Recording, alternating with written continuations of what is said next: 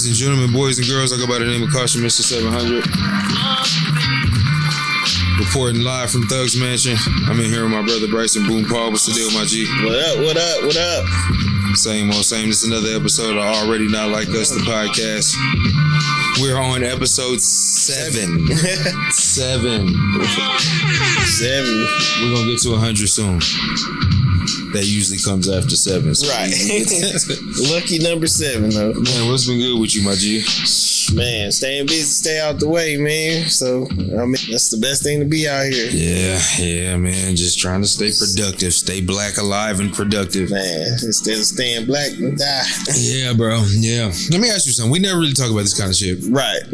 How do you feel about the current state of affairs as far as like Donald Trump and the Epstein files and the things that he's doing, bro? How do you feel about all that's going on? I'm with like the capturing of my mans from Venezuela. Man, they got him, man. Yeah, and I you know, the only reason I ask is because I feel like it's such a huge thing that's happening, because if it would have happened 20 years, 30 years, 40 years ago, these things would be such monumental occurrences that's happening, the things he's done.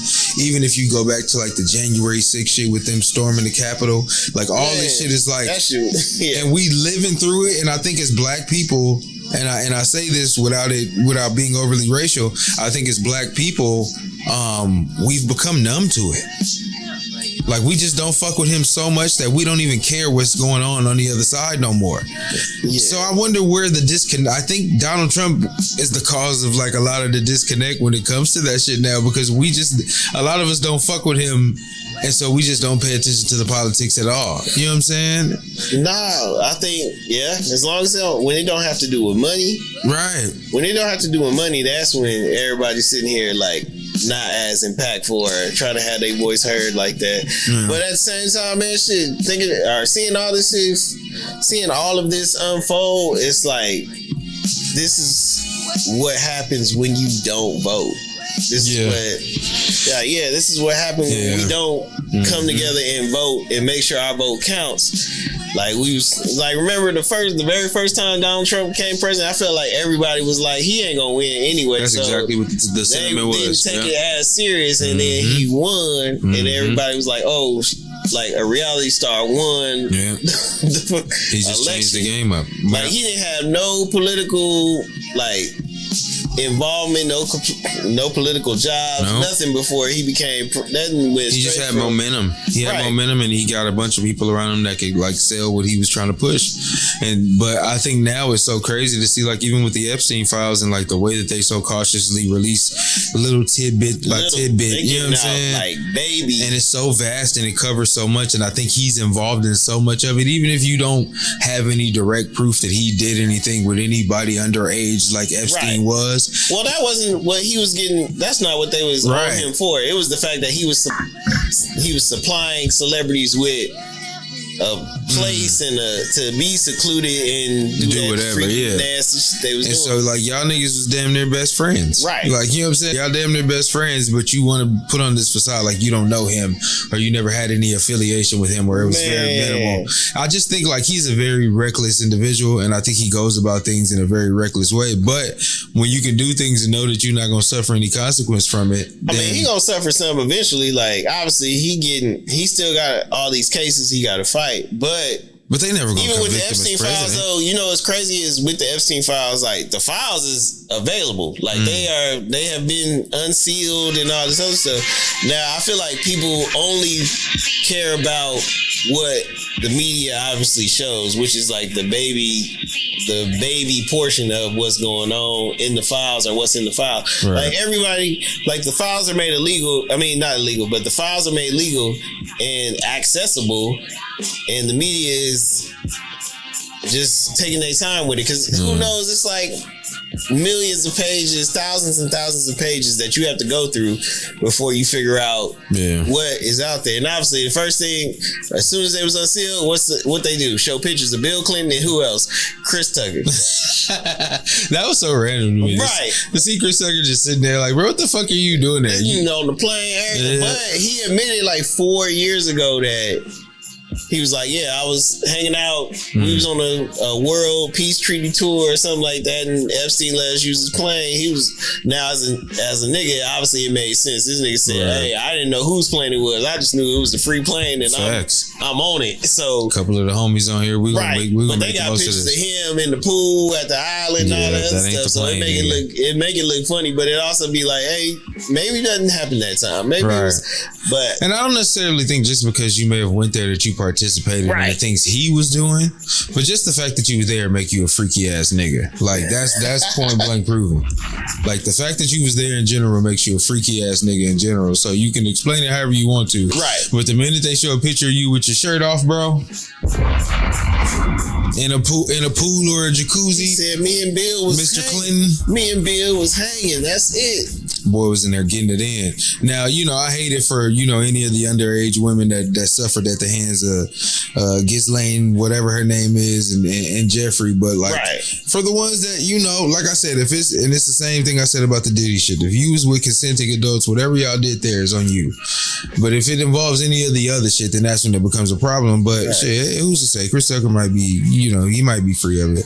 I just think, the Donald Trump effect is going to last this country a long time. And he got 2 years. He still got 2 left. And he got 2 years left. But I mean, obviously, the person that come in after him either is going to be a clone of him or be, obviously somebody that got to clean up all the stuff he's done in the past 4 years and correct it. And then, do you think his damage is like irreversible? You think it's going to be too deep to? That's kind of the sentiment that I'm getting, kind of where I'm headed with it, because I just think certain things is going to be hard to backtrack from, especially if you come in with somebody that's eerily similar to him at all, which would be his vice president or somebody along those lines. But there's a few other reckless ones that's out there that we need to be mindful of. Let's just put it that way. So I feel like with people, like even with the last election, him getting voted, right? Or him like winning the election. And like how I said, like it's just gonna make it where people will have to realize that our voices count and the impact of our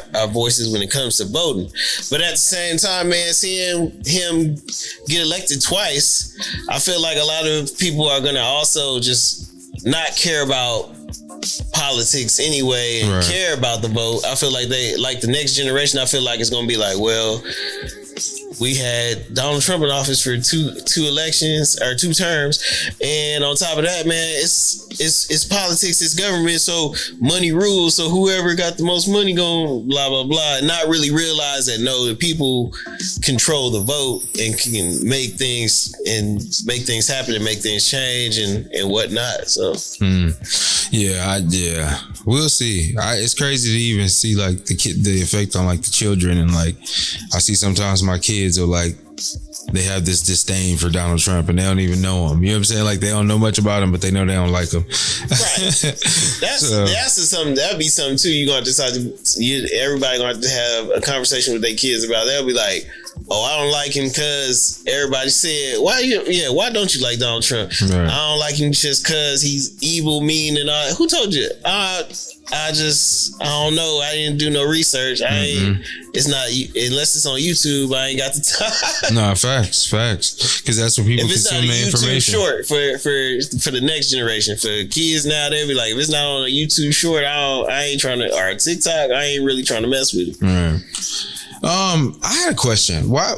And I guess I have to ask this, and I think it's maybe the direct effect of the whole past 2 years we've had of these 2 gentlemen, and I hate to bring their names up together, but like, why has there become this thing now to where every time you either mention Kendrick Lamar or Drake, you have to automatically associate one with the other?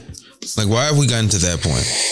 It's damn near like Tupac and Biggie level almost now. I mean, wasn't it always that point? Was it always? From the time, I mean, it probably wasn't just those 2, but as far as hip hop goes, I think since at the very end of not the blogger, so it would have to be since 80 came out. I would say that, right? Because all of them had dropped albums by that time, so it made it to where that debate came into play. So it was always a comparison. As far as who was the better artist or like they were popping, but I think there was always, obviously from the beginning, after Good Kid, Mad City, everybody knew that it was an underlining like beef between all three of these. Not beef, but all like it was obviously a competition between all three of these artists. But then obviously at the end of it all, Cole drop out, and then you got just Kendrick and Drake. And now the fact that they was able to they did what they did with no gloves, and they took all the gloves off and went at it. Like it makes it to where they comparison, like even with every success, time I hear about one or the other, because I'll see a post that says, "Oh, why do people listen to Kendrick?" Blah blah blah blah blah. Then at the end it'll be like, I can name 10 Drake songs I like better than 5 Kendrick, and it's like, damn, that's not the only artist of his generation. I get what just happened and what just taking place. I just feel like it discredits all the work that got put in prior to this shit happening, and I'm like, damn, like he was wildly successful before this battle with Drake. Like wildly successful. You know what I'm saying? Damn was one of the most critically acclaimed albums of all time. Like the nigga had already won some Grammys and Pulitzers and all this kind of shit before then. So it's like, I get on a national level, y'all got exposure to this nigga. And granted, if your first time hearing Kendrick is GNX the album, I kind of get why you feel a way about it. If that's like your introduction to him, or are you getting, because I ain't gonna lie to you, I'd say last year I probably heard Kendrick between the time that Like That drop up until Luther. I heard more Kendrick Lamar on the radio than I heard any other artist. Any other artist? Any other artist, bro. I'm talking about on every. Even Lil Wayne? I'm talking about from the time that he dropped. Yeah. Like That, which was what? 2024, the end of 24? Oh, yeah. All the way like April. Yeah, all the way up until Luther, because Luther ran on the radio. It was what, the number one Billboard record for how many weeks? You know what I'm saying? Yeah, so when you think about it, the nigga has been prevalent in mainstream media for the past damn near 2 years, more so than he's ever been. And then maybe that drives people kind of crazy that don't really fuck with him like that. Like maybe they see it as like, oh, it's overkill, and I don't want to hear. I ain't gonna lie to you, I don't necessarily like. I don't listen to those records. You know what I'm saying? If I'm listening to Kendrick, that's not my go-to. Right. You know what I'm saying? So I don't really mind it, because like if I want to hear 30 for 30, or if I want to hear that shit, I can hear it. I hear my daughters listening to it or something, or hear it on the radio. I'm cool with that. Like out of a Kendrick collection, GNX is not the first the go-to album. Yeah, right. You'll be like, I'm gonna listen to. No, I'm not going to that one first. You know what I'm saying? Like I'm gonna go into the bag. Like I'm not finna go to that first. And so I can get why people feel like, man, why y'all fuck with this nigga the way that y'all do? I get it. And also, if you weren't there for the journey, like if you ain't been along, wasn't there the whole time, like it don't make no sense. Yeah, it's not gonna make any sense to you. So I get that part of it for y'all, but just stop comparing them niggas together. I just don't. I think the comparison of who's better is kind of wild, because the comparison now, it's like they gotta keep comparing them, because it's not even about music now. Now it's pretty much based on like. Who doing what, and who doing what bigger, who's selling out this, or who breaking a record here, or something like that. So now, like, but I mean, if it's a numbers game, then it's not really even close if you talk about what's been done already. Like obviously based on numbers, but it's still like the accolades is still racking up. It's like, he over here doing a whole world tour, you over here dealing with such and such, and got this going on, or streaming on and doing a gambling stream that ends up turning into a Rico. Which is where I was going with this as well, because is it a coincidence that that's happening, and like, is it a matter of like, this was always going to come out? Actually, man, it's not even about them. It's more so about State. They're not like, they were just collateral damage or whatever. Or people, guilty by association, pretty much. Right. Like, I don't think it was like, because obviously anybody would think that it's anybody at our age seeing Drake doing a stream where he's spending money and gambling, or giving out like he did, where he was giving out on God's plan gifts. He was doing that, and people were thinking like, if you thinking that he was doing that out of his own pocket, hell no. Come on, bro. But even with the gambling stuff, obviously they was paying him to gamble because they knew he was gonna get.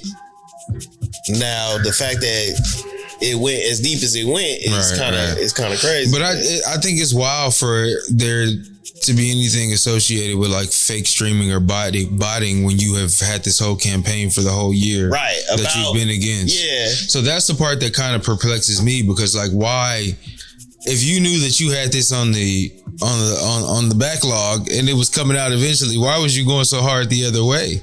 Like, why was you trying to push it? Maybe, I guess it's different. They was trying to say like, oh, that's music streams is different from what we was doing over here with the with the gambling and stuff. I guess but they said they were using the funds to make Bitcoin accounts. Or they were saying, what they trying to say is they would give them the money, they'd take the winnings or take whatever out of it, put it in the Bitcoin account, and then go out and pay streamers, botters, all these other people to like pretty much promote the music or inflate the music, I guess, or whatnot. So, oh boy, I tell you, niggas just don't make music and put it out no more. They was having this problem when they was making CDs and stuff, but it wasn't like people didn't sit here and go out to these stores and make sure. Facts.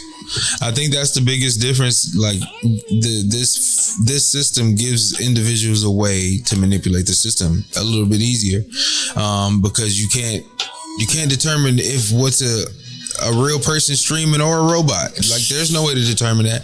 There's no way to know if a nigga has just a room full of cell phones running the same album over and over again all night long. Damn. Like, you know what I'm saying? And so that's the weird part about it. I just always felt like, and that was my thing with Drake and the whole situation, was the reason why you going so hard on it and the reason why you're trying to shine a light on it is because you know it happens and you know it happened for you.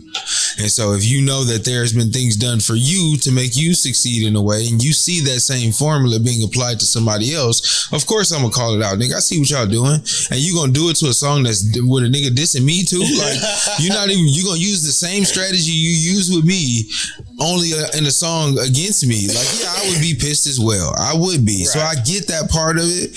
I just feel like, I think in the grand scheme of things, if you shouldn't really throw no stones if you got some. If you're in a glass house. I don't think Drake and Aiden Ross and all that, I don't think they realized what they was doing was an actual crime, like a crime that can end up putting people in jail behind. I think they was just like, hey man, they giving us money to do this. It sounds like a lick, easy lick at that. Yeah.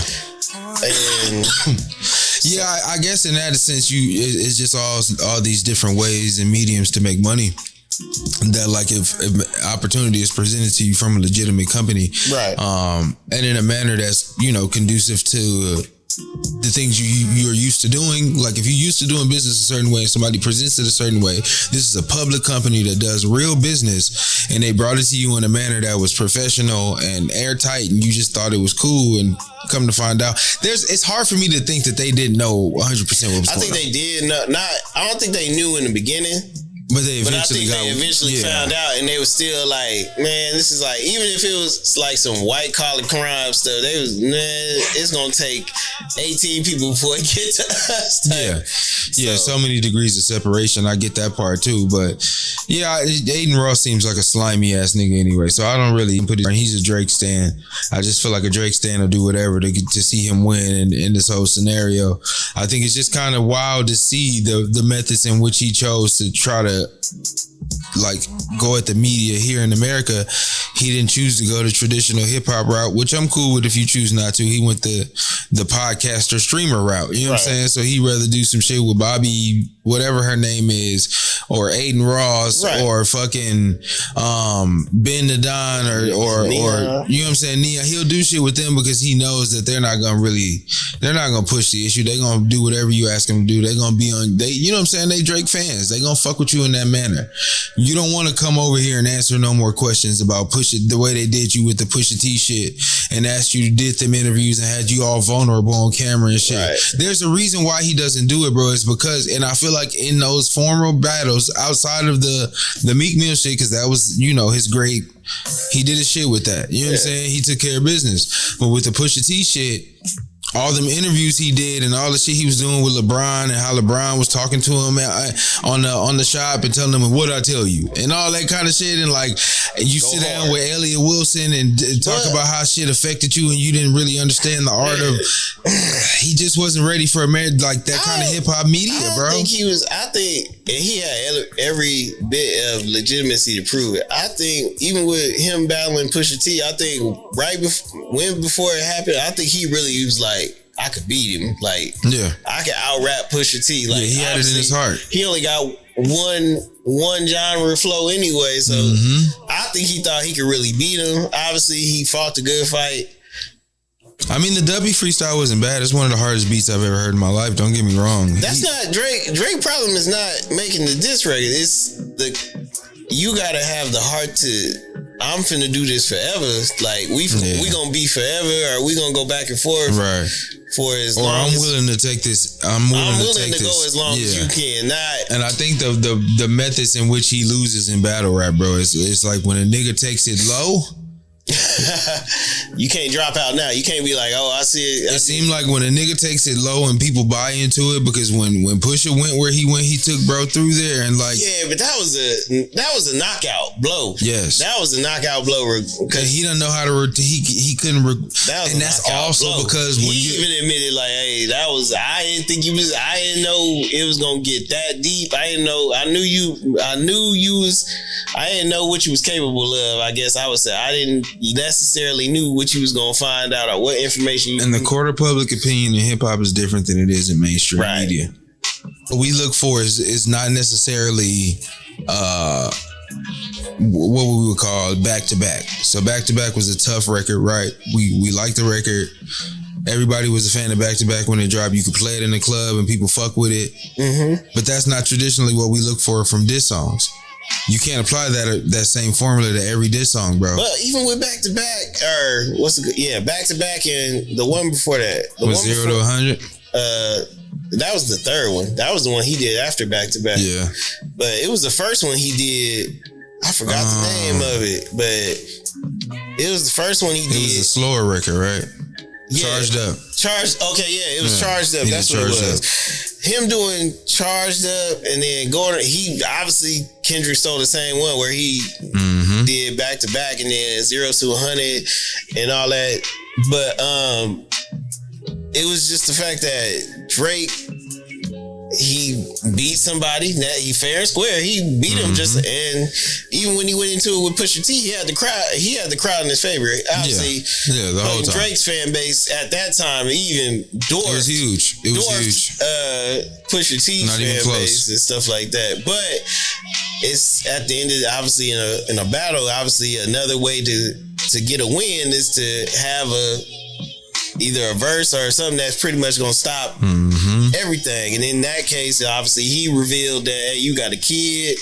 You got to deal with, not only do you have a kid, you scrubbed your baby mama clean, you know, she used to be this, that, and third, and you moved her out the country, she can't even come to the country, like, you got, and to make it even worse, I think the even worse part of it was, not only did the world find out you had a kid, but the world trying to find out you was trying to pimp him out for financial gain, yes, to have Adidas. Just to bring him out, to expose them niggas. Nah, it was, I feel like that was a good move that happened to him, because I feel like if they would have went through with it, that would have been a public backlash. I think he just dissected every weak flaw that he had, and coincidentally, he had quite a few. Right. And so, like, even from the way that, like, he went into, like, the perspective of, like, the black family and shit like that, and how you don't know what that feels like because you ain't never had that. Drake was like, nah, I got the fans, so it ain't gonna matter what he say, I'm gonna be in. Hey, man. That nigga talked about 40 and how 40 was sick and about to die. And they was he didn't understand, bro. He was just like, because he took it as low as he took it. Because that's what this shit is, bro. That's what this shit is. And the sooner you realize that, he tried to do the same shit with Kendrick. Oh, he said I was a pedophile. No, I don't think he did do the same thing. I don't think he didn't do the same thing. I don't think he took it as, like, obviously Kendrick took it low as you could take it. He took it to hell with it. Same as Pusha T, but I don't think that Drake ever wanted, it's not that serious to me to take it to take it there, because he was like, I had all this stuff on each one of them first. I could have pulled out first and Paul, but never did it. Right. And it's like, okay, but the dudes you went against, they was ready to die for this. Yeah. So that's what I'm saying. I just don't feel like he's ever like took a grasp hold of what it means to like engage in rap beef. It's either we are or we aren't, and if we are, then everything's on the table. Like there's nothing I can't talk about with you. Because if you think about the general thought process behind battle rap in general, you watch niggas battle right now, the niggas going to talk about everything. Everything. Niggas talking about your dead family members. They talking about your daughter. They talking about your moms, your sisters. They don't give a fuck about none of that shit. To the point where we gonna fight that, the amount of disrespect on that, to get to that point in a battle rap or in a battle period is like more than, it's scorched earth. I'm going at, I got something so bad on you or whatever, like you gonna be so mad that you ain't gonna be able to control yourself and you gonna swing on me type shit. You're gonna have to. But I think whenever you engage, bro, you have to be prepared for that. And the fact that he's never prepared for that aspect of it, and like he just wants to keep it surface level. Although you mentioned shit about niggas' wives and families quite often. I'm not sure if that's a Canadian thing where that's something y'all play with and that's cool and niggas let it go. But every time you've done it, bro, in a battle, you've gotten done the same way. Like you couldn't do it like Meek and Nicki was different because you knew the information on Nicki because you were close to her, and so you could go on about how that's her tour and that's the little homie because it really was her tour. Obviously it was her tour, and you really were opening for her. So he had all facts and he knows her. He's probably that's another. She said something in passing. Exactly, you know what I'm saying? And so that's one thing. But for you to be mentioning niggas' wives and shit that ain't got nothing to do with the industry and putting their names in your music and talking about niggas' kids is by another nigga, and like you doing a lot of shit, bro. So don't complain when the shit comes back at you, and the fact that it did. And like Kendrick's a very introspective nigga, so I don't know why you didn't think that the pedophile angle wasn't easy. It was actually low-hanging fruit. So is it in a battle, would you say that it's who can say the lowest shit first to get the win? Because I say that to say, like, no, even with Drake and Meek, right? He said, is that your girl tour or a world tour, right? Mm-hmm.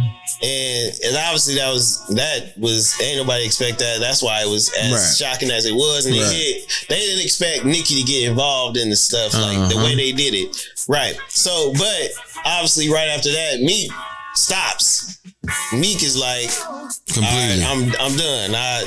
He did drop a freestyle or whatever after that, but it was like the momentum had left he wasn't in the spirit to do it no more. Once he didn't do what everybody thought he should have done initially with that first record, it was kind of like, that's all you got? Like, right. We waited for this? But I feel like he was playing on the first record too. I feel like if he would have known what he knew now, I feel like being that everybody knew that Meek at that young age, or that battle rapper Meek that they knew from, they thought he was gonna go in there and flame him.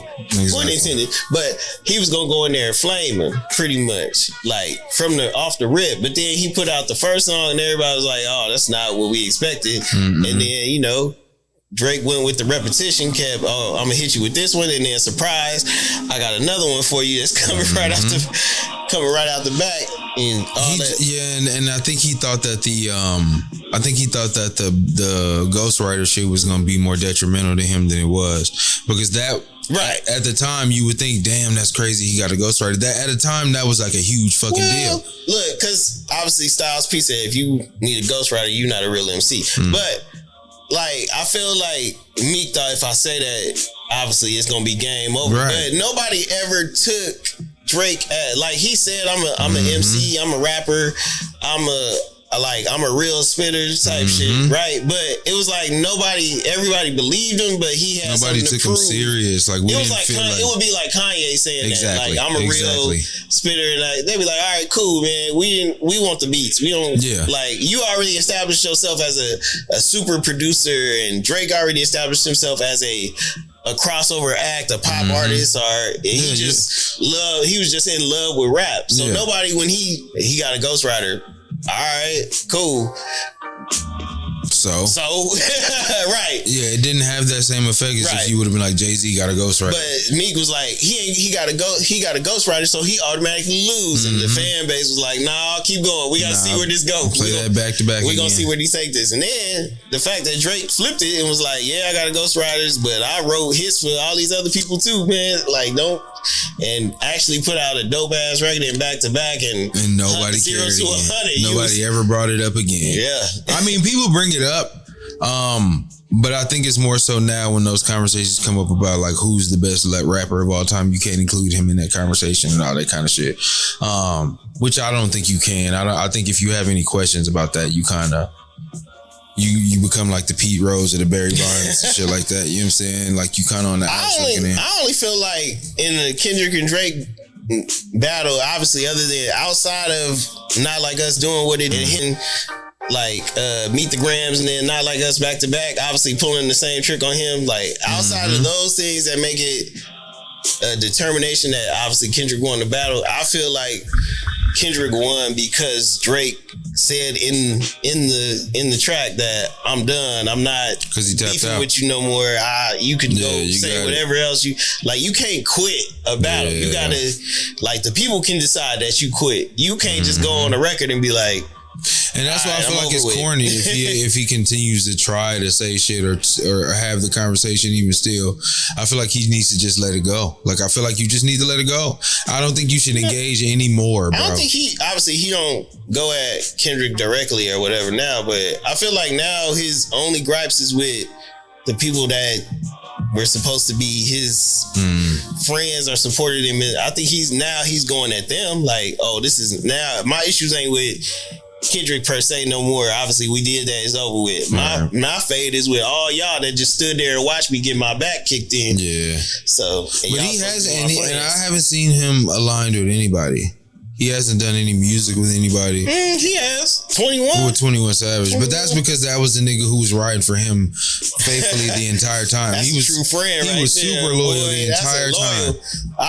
That's the only thing you can say about that man. That man loyal, boy. And so he was the one that wrote with him. Other than that, I don't see Drake doing anything with anybody else, bro. Like Central C, he did a song with Central C. Central C is not from America. It's like, and I told, and I had this conversation before, but I feel like Drake just said, fuck everything that has to do with America when it comes to rap right now. Sexy Red, he did some songs with Sexy Red. Lil Yachty, he did a whole thing with Lil Yachty. How long ago was that? The Lil Yachty thing was probably last year, the year before last. I think it was before the 21 Savage album. Nah, it was after the 21 Savage album. You talking about that damn song that they couldn't put out because the Mr. Hotspot nigga they sampled? Nah, they did Lil Yachty helped him, but like contributed on For All the Dogs. He did a lot of stuff on For All the Dogs. He did. So yeah, I guess in that sense you got that, but I guess I'm speaking more so towards the ones he was like heavily active with, like the Thugs and the Futures and you know what I'm saying. Of course, the Rick Ross shit ain't gonna happen no more. Baby, he do songs with Khaled. Not recently. He did songs with Thug. He did a song with Thug. He did a song with He Baby. did do a song on Thug's album while Thug was locked up too. Right. Yeah, that's true. And he went to fuck Gunna. He said fuck. But since the shit with Kendrick has happened, he ain't done nothing with none of them niggas. So do you think he's intentionally trying to stay away from Atlanta because of what Kendrick said in the verse? I feel if I'm Drake, I feel like the obviously rap tech on me. Like, I mean, I get y'all had y'all issues with me over obviously like the current event issues or whatever, but like I feel like everybody in hip hop was working. They was able to work with Kendrick and Drake obviously at the same because it had been happening. Because like nothing had happened. They could go work with J. Cole, Drake, and Kendrick. Now it's like everything is split. Like, oh, you folk, all right, well, if you make this song with Drake, you can't make one with Kendrick, obviously. Right. You can't go be over here and make songs with Travis if you like mess with whoever Travis beefing with right now. And you rock with Kendrick. Well, you can't do songs with Kanye because Kanye he flips sides all the time. He whatever. So I guess and also what becomes like a good topic is that with the current state of hip hop, are we ever gonna get back to a point like I don't think we can get back to a point to where it was to how everybody was just willing to create and work together. I mean, the newer generation do that now. Like they do. I think the only people stuck in the Drake, Kendrick, ASAP Rocky, like in that Travis class, that middle, like I guess it would be the middle class now, because obviously those are established artists, like legacy acts. They're pretty much going on to be legacy acts now, right? Versus the new generation, like a Playboy Cardi versus underground artists, underground artists right now that people love, like the I think it's like Baby Rose and all these other Atlanta artists that people like listen to their music on the underground stuff. Are they still on the up and coming? Man, Young Nudie, that would be one that they like. Young Nudie is one that he's not in any of those brackets. Like he underground, but a lot of people know who he is. Right. Got a huge fan base. Like when he dropped music, and he only dropped music every so far in between. He don't do it as frequent as all these other Atlanta artists. But it's like a Young Nudie right there that is in. He can go do songs with Drake in that realm, and then he can quickly become a Playboy Cardi or something like that, and if he really takes it serious like that. So yeah, I'm interested to see how this album goes. I'm interested to see how the J. Cole album goes. I'm interested to see what the next. Man, I'm just waiting on the J. Cole album to drop. Look, man, you promised us to fall off a long time ago. You think he really had to redo the whole album? I mean, maybe, but man, look, because of some features. I think, man, he took some time off, and he really took time off and whatnot. It's pretty much like ASAP Rocky. So I guess so. But damn, like how much time? I mean, I get taking the time off, but like how long? He said this is his last album. So he said, look, y'all can wait as long as y'all need to, but it's been like 2 years, bro. You promised that fall off a long time ago. The fall off is like if Hov dropped Reasonable Doubt last. So I guess bro figured this got to be his grand finale, I guess, but I don't believe it. He'll make another album. He'll probably do a lot of features. So Wayne on Carter 6, going on Carter 7 now. Facts. But do you feel like the album is still gonna hold the same feeling and vibe and acclaim that it would now after you seen what happened in that situation? Which one? With him dropping out of the Kendrick shit. It's not gonna. Yeah, it's not gonna. I feel like you think it changed the perception of him? The potential impact that it could have had if he would have just stuck it out with the battle, even win, lose, or draw, just him getting in the fight. That's all. I think him getting in the fight would have not changed his impact on the culture at all whatsoever. Right. Like they'd have been like, yeah, he got in there, he did his thing. Even if he lost, they'd been like, yeah, but he ain't no punk. He went in there and spoke. He did everything he was supposed to do. Yeah, you did what you were supposed to do. But I feel like he just kind of gracefully bowed out. Him bowing out, I think people are now was tough. People are dissecting his lyrics now because of the fact that he bowed out. He should have stuck that shit through. Especially if you dropped the record. You don't drop a record, then go and take the record. I don't think he dropped the record for the fall off though. I'm talking about he dropped the diss record and then took it back. Oh yeah, see, like all that, and then just flat out like, hey, I ain't involved in none of y'all. Like whatever beef y'all got, now you don't rock with neither one of them no more. Not that you needed to. You J. Cole, you had your own, you had your own lane. So the fact that he dropped out, the fact that he removed the record, the fact that he made a diss record and then pushed and took it back. Obviously, the fans are going to be like, now they're going to be even more critical of his lyrics, but they're going to be even more critical of the music, just as they ain't going to be able to enjoy it because they're going to be too busy sitting there like, man, why he didn't do this in the battle, or why he didn't make this, or see, that's what happened. The battle messed him up. Now So when I see people talk about how that shit, how the whole situation with Drake and Kendrick has affected music as far as hip hop rap goes, the sentiment is that it had a negative impact on it. and that it's hard to come back from, which is why they say there was no song of the summer, shit like that. I mean, it was a song of the summer, so it was Luther.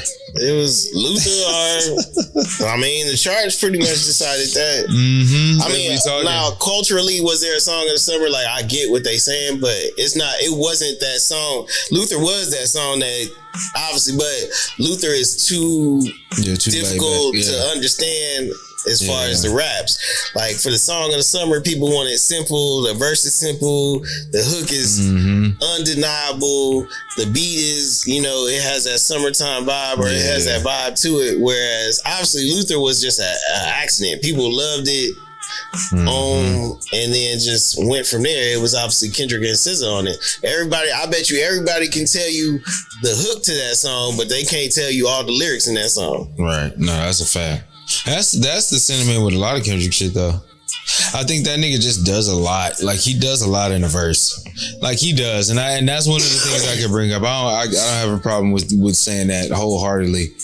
Kendrick does a lot in a verse. Like, it's never just a simple ride, and if it is, it comes off as like mundane. You feel like he's not putting his all into it because he does a lot, from ad libs to the way he structures his verses to some of the voice inflections. Even if you listen in headphones, sometimes he's going left or right in certain shit. So if you take one off, you only hear certain words he said. Like, that's how deep them niggas get into that shit. Not get it because they're very intricate artists, but sometimes to the average listener that just wants to hear a good song and have a good vibe and a good beat, something they can smoke or drink to, or get a barbecue going to, or be at a party to, or, be around family to. Like, those are the summertime vibes you look for. So I get when people say, you don't want to overthink a summer song. Right. Like you said, if I can't rap along to the verse, right, or you don't have a point in the verse that comes back to something I can remember real quick and we can sing along, then I get it. You know what I'm saying?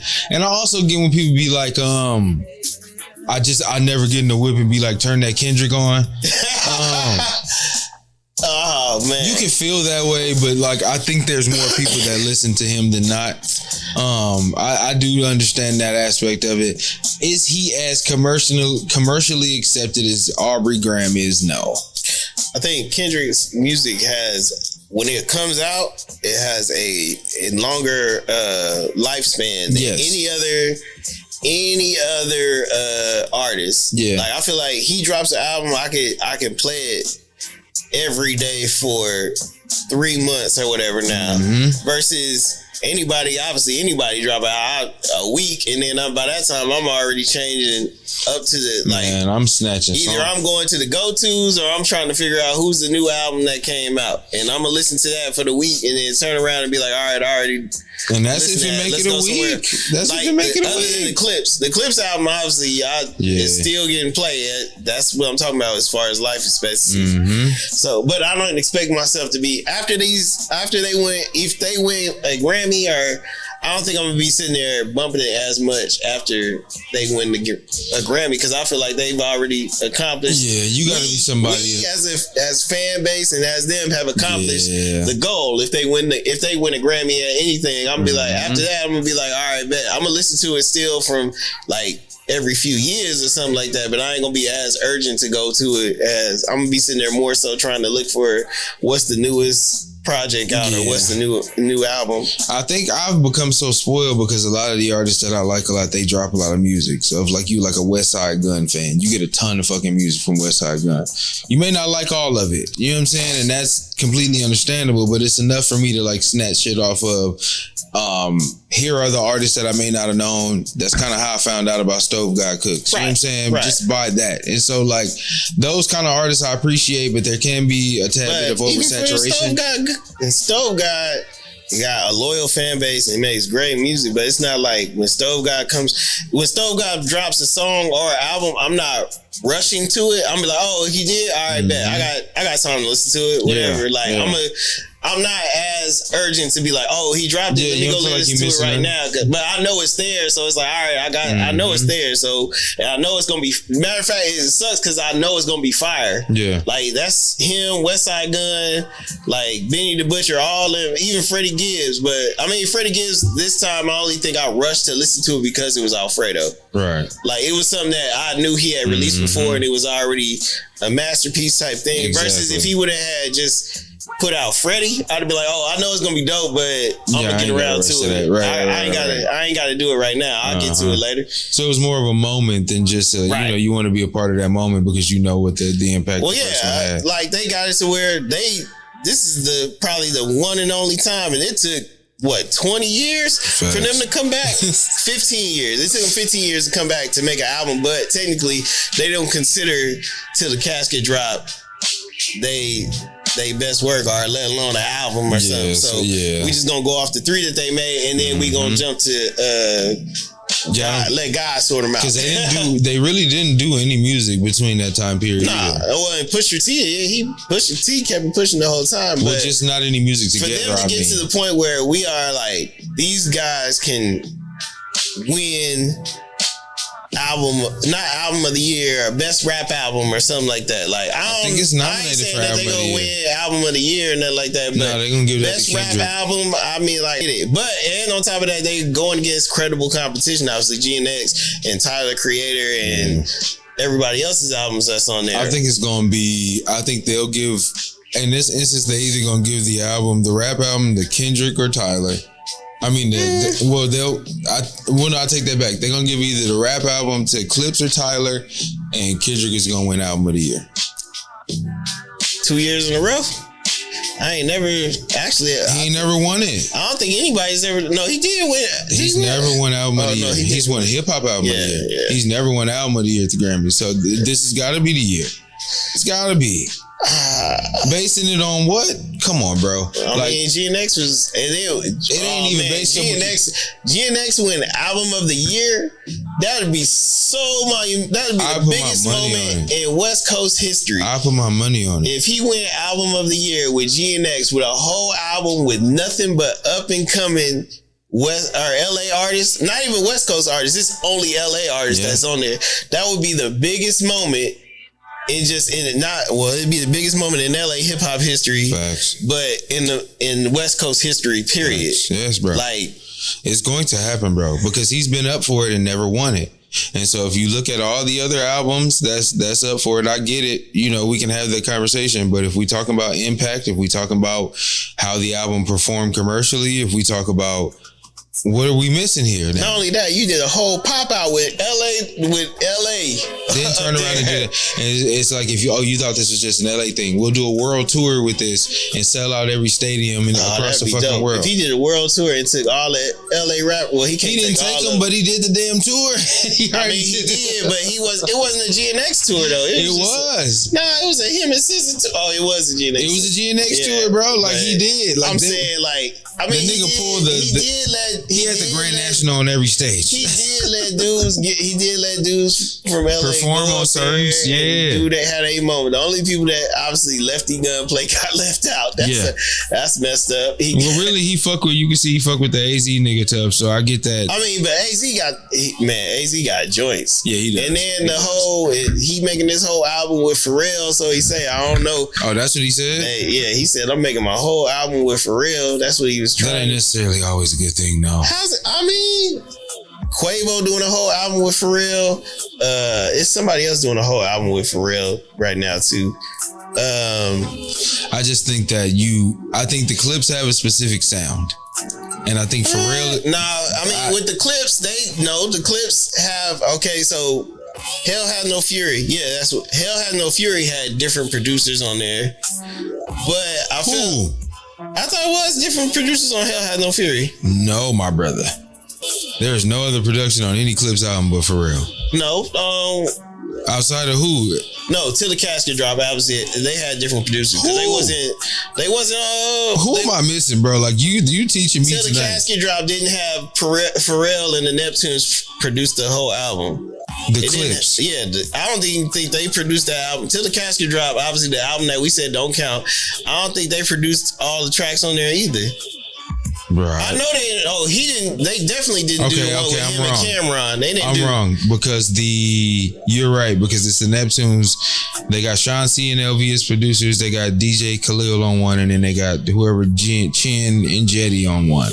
But I feel like the Clips fans was like, it's not a Clips album without That's the true. Neptunes doing the whole because Hell Hath No Fury completely the Neptunes. Yeah. Lord Willing completely the Neptunes. So those are the ones that I'm thinking of. Till the Casket drops, yes. But yeah, that's probably the one. Probably my. If you ask me, that's probably one of my least favorite ones. If we being honest. Till the Casket drop? Yeah. Well, yeah, that's the one that they don't even like. Yeah. So.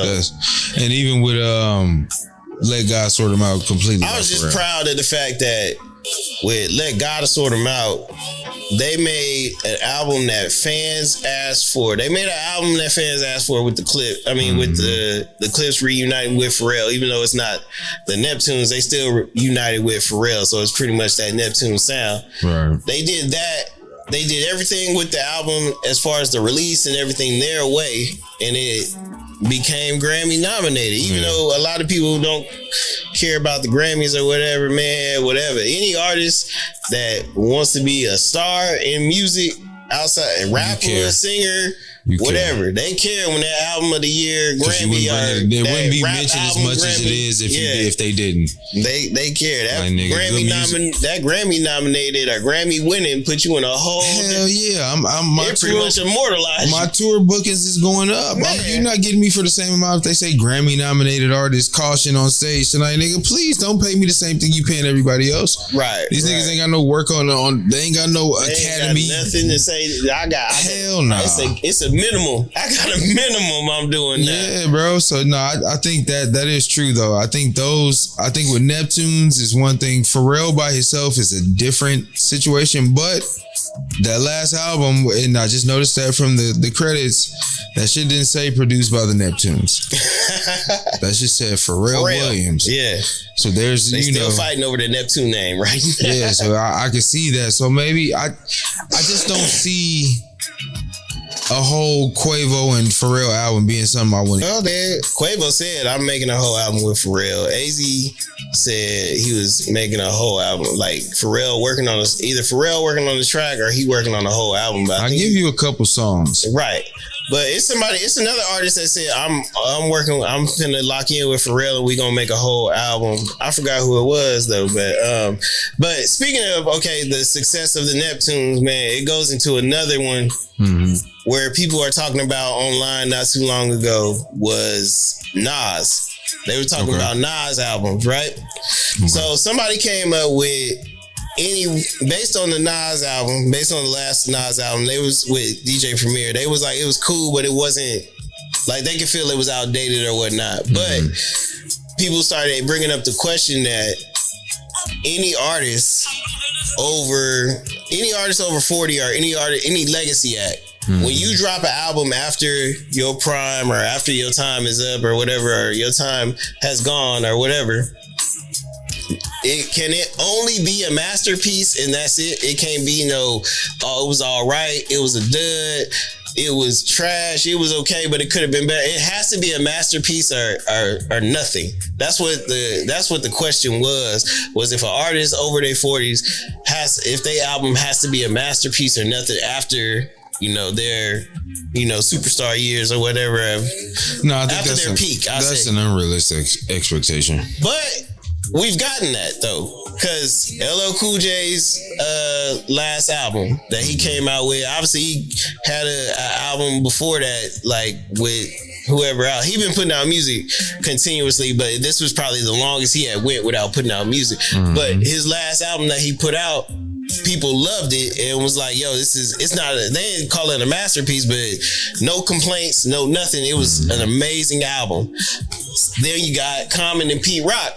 They put out an album and it's rave reviews, everything. It's Grammy nominated even. They got a whole Grammy. So it's not, people aren't calling it a masterpiece, but it's not being argued against like, yo, that is trash or whatever. Right. So, and then they had Mass Appeal.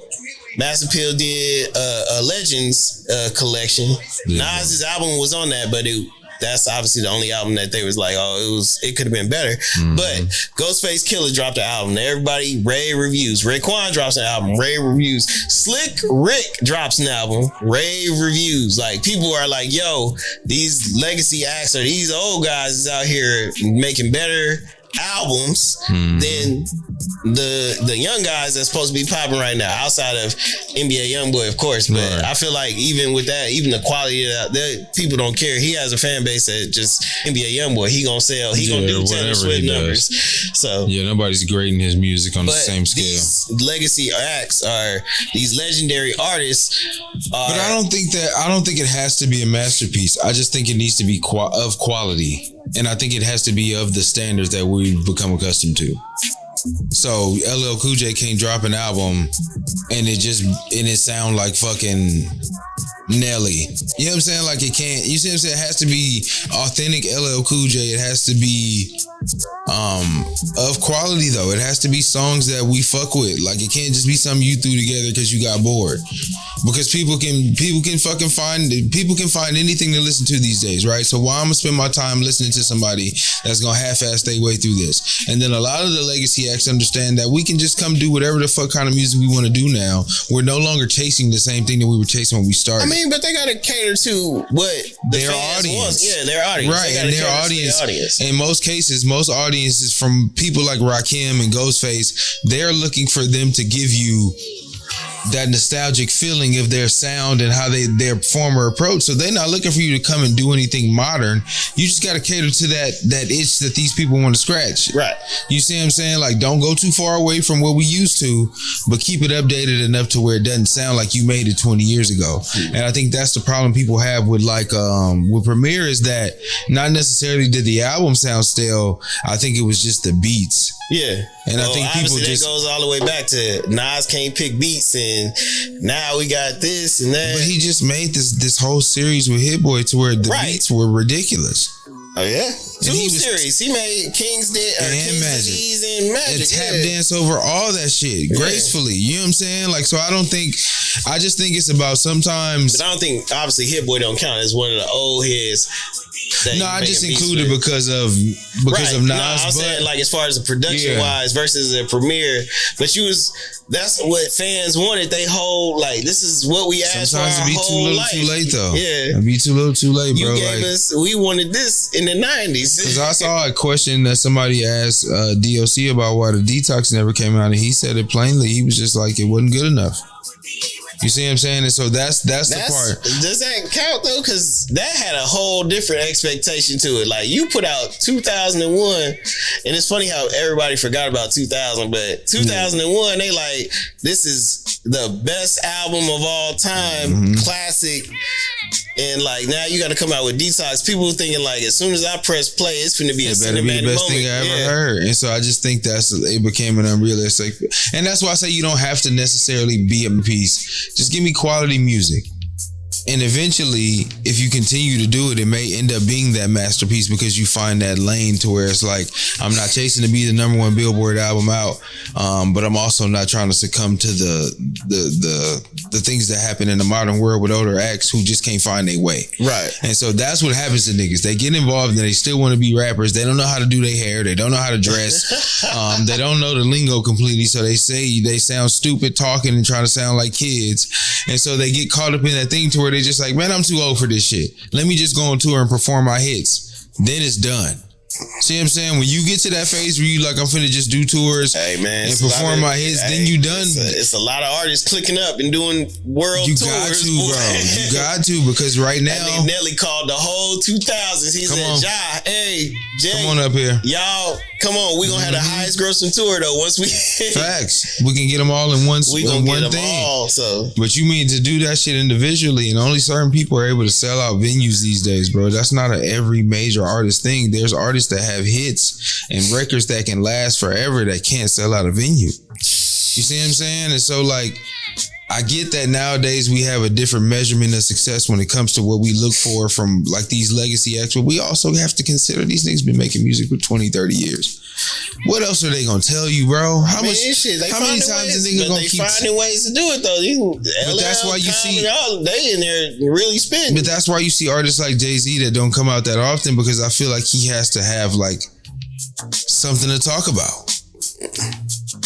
And if it don't hit you that way, then maybe it is just... Honestly, no, with Jay-Z, honestly, I feel like the competition ain't there. it's not there for it was, and it was like after he beat Nas, whatever. Just, I mean, obviously, song, whatever you gonna in the battle, he won. It's clear as that he won. Yeah, cool. One nigga won the battle, one nigga won the war. Great. But I'm saying after that, like Jay, like slowly, his peers slowly fell off. Like the only people that was giving him competition at that time, DMX. Yeah. Obviously, if DMX would have stayed on the trajectory that he was on, and never got whatever else track or sidetracked and all that. Even when he came back, it was like it wasn't the same. Like the magnetism behind him was clearly gone. Right. Whereas Jay even became, I accomplished everything I need to accomplish in this in this space. I'm finna leave. And there's nobody that's gonna be able to get to compete with me that I gotta be like, yo, I gotta keep doing this because they gonna be better than me type stuff. Right. Like, it's no argument. Everybody around me is either have flatlined, careers went to the wayside, they got on drugs, something happened to them, blah, blah, blah. Like, I would be shocked to see him put out another album. No, I mean, he got one. I know he got one for a fact. They said he's still making music. But like I said, it's like, where's the competition at? I had nothing to, like, Drake could have been his competition, or Kendrick could have been his competition, but obviously Kendrick ain't gonna go jump out there on a Jay-Z or whatever. Somebody you've been calling the god, the GOAT, yo, idol, and all that. To it. That's like, I think that's why Drake can never really outwardly diss Jay-Z like that. They can have a little subliminal back and forths, but I feel like because you've bigged a person up for so long, for you to turn around and do the opposite would be super corny. But for why anybody. They would do that. They wouldn't do that to a Jay. But they'll do that to obviously Kanye is different. He obviously warrants it. Yeah, he engages. But I'm saying they can do that. They won't do that to a Jay-Z, but they'll try a Lil Wayne. Why? What's the difference there? Even Drake can sit here and not necessarily like I'm beefing with Lil Wayne, but it's obviously people sitting here saying like it's lines that where Drake is going at Wayne, where even with Kendrick is like, I could, like, I'm down to take on, even though he my idol, I'm down to take on Lil Wayne. Them niggas, they never said that about Jay-Z. So what makes it so different to where Wayne is, you can do that even if it's playful, nothing like whatever. You could do that with a Jay-Z, even an Eminem. None of them have jumped out on Eminem. They never do. They'll talk about him, but they'll never jump out on record against him. I think the Jay-Z thing is like always respect, because Jay-Z has his hands in so many people's situations and careers and shit. And I think that like, I think even with Kendrick, Jay-Z was like heavily involved early on. Like, otherwise, how do we explain him being on like the Bitch Don't Kill My Vibe remix? He was doing features at that time. Like, he usually did features with the artists that he knew was gonna be eventually the next up. And if you think about like, except ASAP Rocky, he didn't do he didn't do ASAP. But I think even with like in that situation, you can see the respect of like him and Top Dog and how he's been like I think him and like on the West Coast, his affiliation with Top Dog, because even Punch talks about his relationship with Jay-Z and like, you see what I'm saying? So I think he built that formation with Kendrick off the strength of that. But I think that causes Kendrick to not be like, fuck that nigga. I couldn't see it. I don't know what would cause that to happen. You know what I'm saying? Anything he says is right, bro. And you think about his relationship with Nipsey.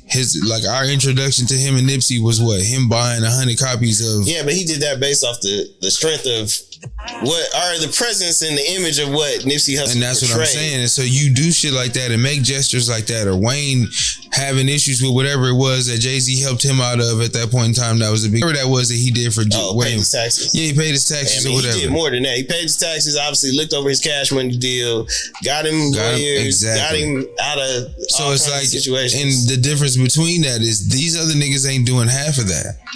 And I think Jay-Z has done a lot of shit as an artist. I mean, as an executive, especially in music, whether that be making his samples available for artists to use instead of like overcharging them for just to use his records. Or even just doing it in that manner. Like, he was like, I let him use the sample because I rock with them as an artist. Like, it's not a money issue or anything like that. I wanted them to have the song because I like with T.I. Right. With T.I.'s Bring Him Out, I had to hear his rap on the song and I had to get to know him before I even let him. Cassidy, I don't know how Cassidy got. Cassidy got I'm a Hustler because he rapped his ass off. Well, not even Swizz. He beat F.Ray and rapped his ass off. Man, Cassidy at that time. Well, no, Cassidy I was agree. untouchable. I agree, but I think the I'm a Hustler kind of came primarily because it was Swizz. Yeah, he murdered that shit. He murdered that. Anybody who tries to say that Cassidy and turned it into a radio record, a regular smash, nigga. Man. Like he really, if you think about it, which one came out first? Bring 'Em Out or I'm a Hustler? I'm a Hustler came out first. Right. So he really started that trend of the sampling Jay-Z hooks on sampling verses on hooks. But Jay-Z had never did a Southern artist. He had always only did. Right. He was only doing like. But that shit became like what niggas was trying to do for a while. Everybody wanted to sample Jay-Z when hooks. you had that, like for T.I. to have a Jay-Z sample, even though Jay-Z did, it would have been better if Jay-Z would have rapped on it. But to have that sample, that showed that it was he was huge. He really is the king of the South. Yeah, T.I. was that nigga for a long time. I don't care how y'all dress it up. We can talk about his whatever you want to talk about with him now being a comedian and all that shit. But like after I'm Serious dropped and then he went into all the shit that he went into after that, T.I. was that nigga for a long time. But coming up in that era, do you feel like what T.I. has said is valid? Like he said, if we do a versus anybody, I don't care who it is, anybody, I can go in there and I can go toe to toe with him, and if not, beat him. Like, could you see T.I. going against a Kanye? No. Could you see him going against a Wayne? No. I think he can go against a Wayne. Maybe Wayne. Nah. Yeah, he got. Nah, because if you let Wayne play any mixtape records, it's a rap. Yeah, but Wayne ain't gonna pick the records. Like I feel like Wayne. I feel like in the why he not gonna pick the records? I feel like Wayne in the verses is literally just gonna be like, man, whatever. Like he just gonna pretty much put his shit on auto and just he not gonna be strategic and try and make it to where that's sad. Like how people win the verses. Yeah, he not gonna do that. He just gonna be like, I got my. Play Fireman, play Mrs. DJ. Officer, play Go DJ. Oh no, we're gonna take it all the way back to bring it back 400 degrees or something. He gonna do that, whereas it's not gonna be structured. It's not gonna be playing out. It's not gonna be a whole performance. It's not gonna be a presentation. That dude just gonna stand there and be like and smoke a blunt. Yeah, with his shirt off. Yeah. Like right on stage. That's all you gonna get. He's gonna be like, I didn't win, but if I didn't win, y'all. Something wrong with y'all. We are not the same. I am a Martian. Yeah, you gonna say some bullshit. Some shit like that. Whereas T.I., I think T.I. to watch. Yeah, he would do a lot. Be like, I'm finna go out here. I know how to win. He got a lot of records too. It's about the setup. It's about the presentation. But yeah, he got a lot of records too. And especially now T.I. going against a Jay-Z. Nah. You don't think he get? Nah. I don't know, man. Only person I feel like can go against Jay-Z. I don't know. Actually, I don't think you can do that if you got Jay-Z records. Like I'm sampling your own. Even if you try and do that line, even if you try and do that, Bring Him Out. Yeah, but even if you try that, Hov gonna be like, no, that's what I'm saying. If I'm Hov, I'm gonna play Bring Him Out. Like don't do that. Now you can't play it because you can't play it now. Put that back in your pocket. There's only a few artists that I feel like have enough hits to compete with somebody like Jay-Z. Kanye is definitely one. Drake is one. I think Wayne could give him a run, but I don't think once you get to a certain point, Jay-Z has more like hit records that even if they didn't chart for Billboard, they were still hit records. Oh yeah, he had cultural impact. You see what I'm saying? And so that's the difference, bro. Like you talk, but Wayne does too though. And so that's why I say if we can go into it with the mindset that he's gonna give us the best 20 songs that he got or however many they give you, cool. That ain't gonna give you nothing but he gonna go out there and do it. And Birdman gonna be right behind. He's talking about, you know how it is, Young Cash Money. You know how he is. That's the sad part. That's the reason why he wasn't able to perform. Like it's crazy to think of it, but I think Young Thug can give Lil Wayne a run for his money in a verses. Nah, he couldn't, bro. Don't do that. You don't think so? Nah, Wayne the next thing. Look, the way them people love Young Thug in the early days. I get it, but like when we talking about Wayne, bro, I don't think so. But we gonna talk about the same Wayne that's gonna go into it. He gonna be like, all right, bet, play this next song. But Thug will be the same way. We talking about them the same kind of nigga. Yeah. Probably less. He probably give a fuck less. If you think about it, bro gives a fuck less than Wayne. So gonna be like, I'm from Atlanta, I'm from Cleveland. For real. Cleveland, nigga. You know how it is. Yeah, depending on if we get the rehabilitated Thug, if we got the old Thug, we wouldn't even be able to get through the whole fucking verses. Probably that should be so reckless. So I get it. I think a lot of artists, like longevity wise, right? There's a certain list of them niggas like the Waynes, the Jay-Z's, the T.I.'s. I think you can throw a nigga like Ludacris in there. You can throw Busta Rhymes in there. There's just, well, Busta Rhymes not so much. No, you can put, when disaster strikes, he only had a couple more after that, I think. But I mean, when disaster strike is one that obviously is his classic. That's his. Yeah. That's it. That's your classic album. That's I like the Extinction Level Event, the first one too. But I'm saying as far as greatest of all time, it's When Disaster Strikes. What was the album that Dre produced? The Genesis. Yeah. I fuck with the Genesis heavy. I did, bro. I'm not gonna lie. There are some records on the Genesis that like I really, really fuck with. Now I feel like a lot of Busta Rhymes shit is like, if you missed out on that album, that to me was like his last album that I liked. Yeah. It was the last one where I was like, okay. Because he had that coca. But he only got the singles now. He always had singles. That was all. And he don't have that no more. He don't have it no more. Because he raps the same now. Busta Rhymes do the verses and he do his show, like his show, like somebody's getting cleaned up. Yes. Somebody's getting cleaned up. Y'all ain't got the energy of a Busta Rhymes. Because it's based on performance. He's gonna clean you up. That man gonna go out there and murder you. He's gonna clean you up. That's why it's just certain people, when people talk about like Missy, like who can compete with somebody like Missy, I don't feel like there's a lot of artists that can do that, because she has so many records from so many different individuals that she's done and been a part of. Doing dance. Oh yeah, and then you throw the performance aspect in there, it's gonna be like, oh hell nah, turn this shit off. Like she dusting whoever come out there off. So no, but that's why music is always broken down for me into tiers, and like there's a top, especially with rap. Like the top tier of rap is very easily identifiable, right?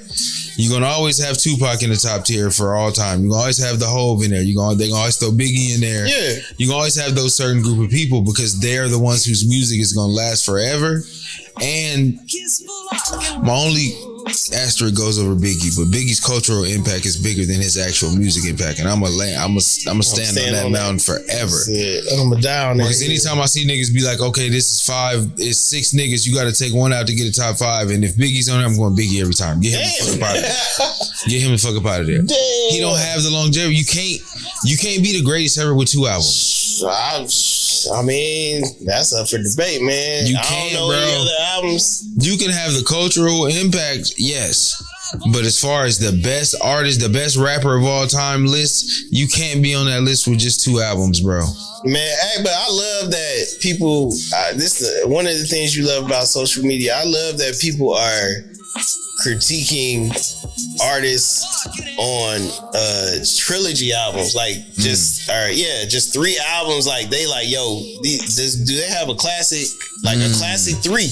Right. Like obviously Biggie didn't get the chance to make a 3rd album, but I'm saying like people will be like, who is the GOAT when it comes to trilogy albums? Like who is Jay-Z? Classics? Who got classic after classic after classic? But people will be like, even with Jay-Z, people will be like, okay, he did Reasonable Doubt, but then the second album, obviously In My Lifetime Volume 1, nobody liked.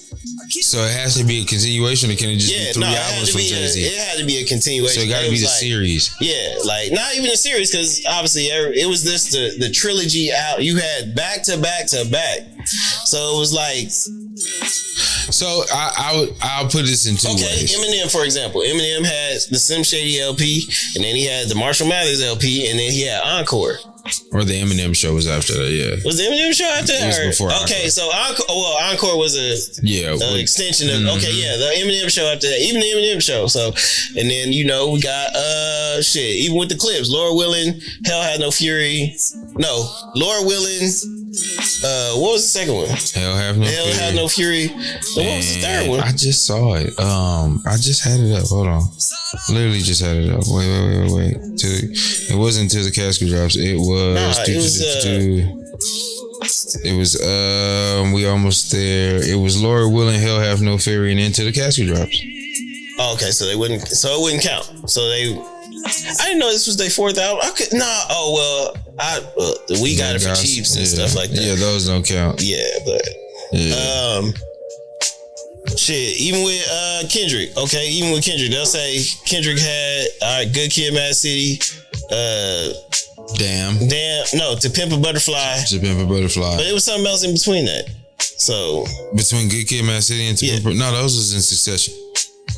The one after that was Untitled. Remember he put that Untitled album? No, but obviously he had. Okay, so damn that and then Section 80. Oh well, yeah, I Good guess Kid, Mad even City. with Section 80, but Good Kid, Mad City, To Pimp a Butterfly, And Damn.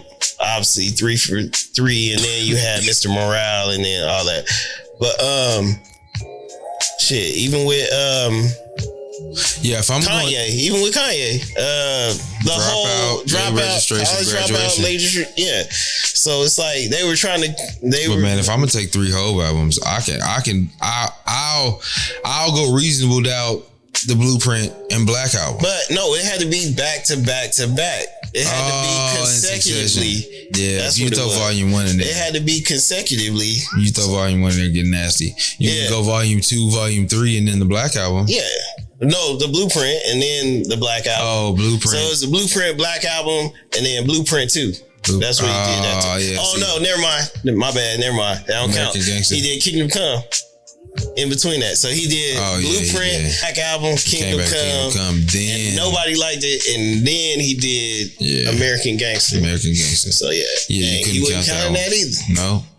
I mean, Nas, you can go. I don't know, man. I don't think because people will say Nostradamus was cool, or I am. So you gotta go King's Disease 1, 2, and 3. Maybe. That's the only way you can do it. Because if you count, you can throw Life is Good, and then what was after Life is Good? No, because that was that nigga out. The shit he did with Kanye. The album him and Kanye had would be somewhere in there too, so you can't really do that. No. Yeah. Wayne would be Carter 1, 2, and 3. Drake would have to be Nothing Was Nothing Was the Same. You can't even do that.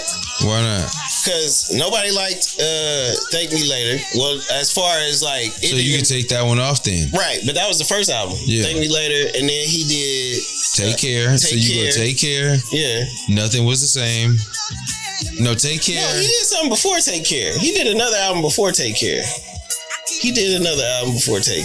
Did he? Are you sure? I believe so. But okay, Lil Wayne. Carter 1, 2, and 3. Yeah, those count like that. Yeah, that's what I was saying. His is pretty clear cut. Juvenile, 400 Degrees, the G code, and then the last one he did when he came back. He did an album right when he came back with Cash Money. Yeah, so Drake would go. Oh, it would go. So Thank Me Later. So you want to exclude Thank Me Later is what you said. Nobody liked that. Right. Nobody. I fuck with. It wasn't received as it was supposed to be. That's what it was. That's why y'all non-Drake fans. We fucked with nothing. We fuck with Thank Me Later. Right. Thank Me Later was a mixtape, wasn't it? Nah. Oh, the best I ever had was the mixtape.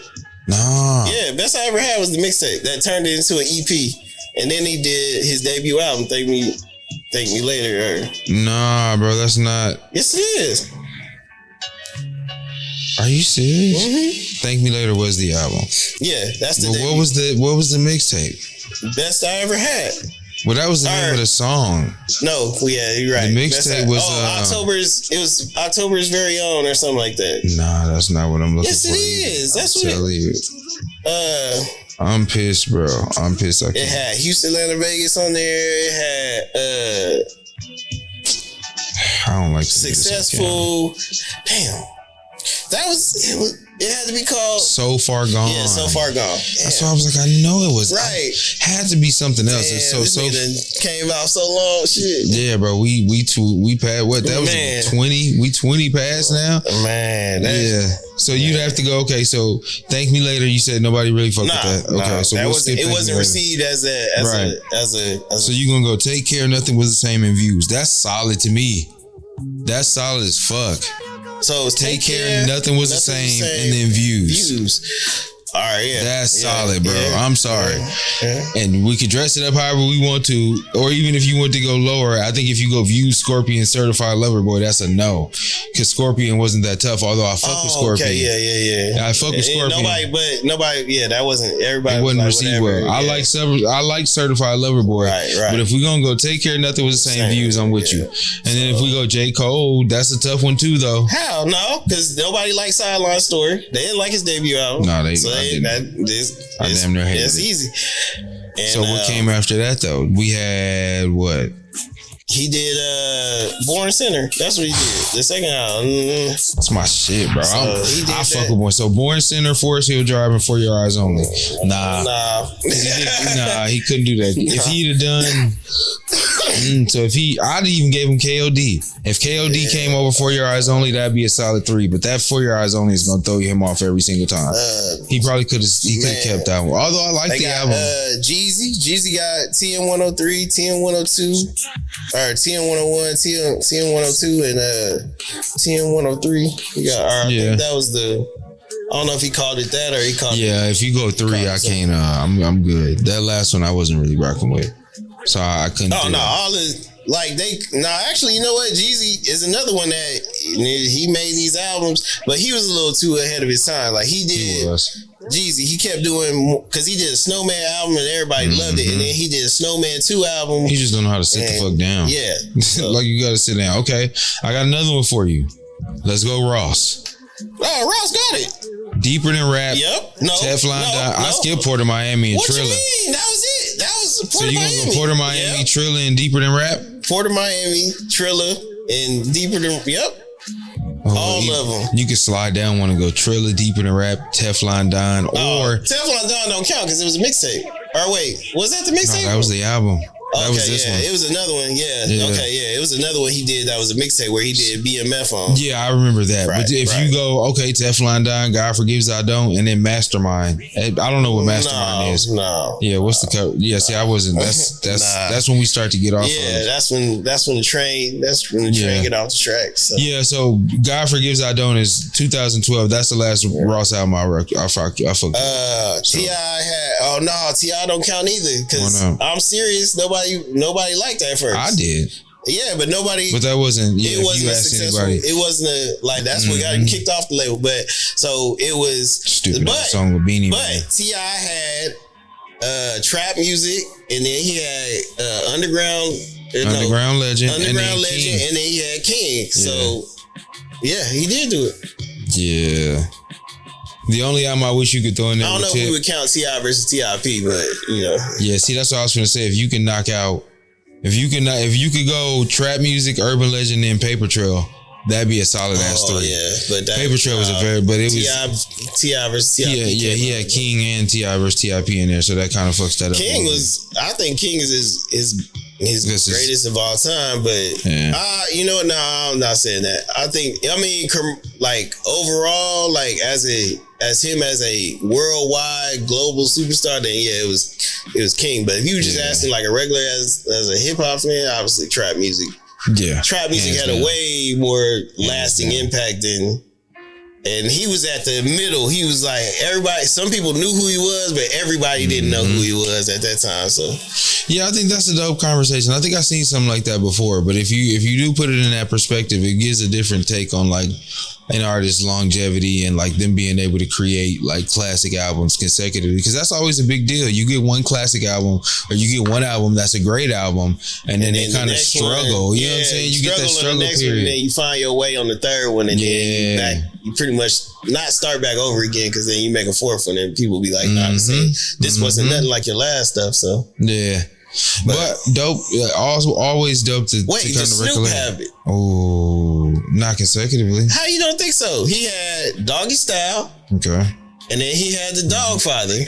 There we go. And even if we wanted to include Murder Was the Case, which it was a soundtrack movie type shit, so you ain't got to.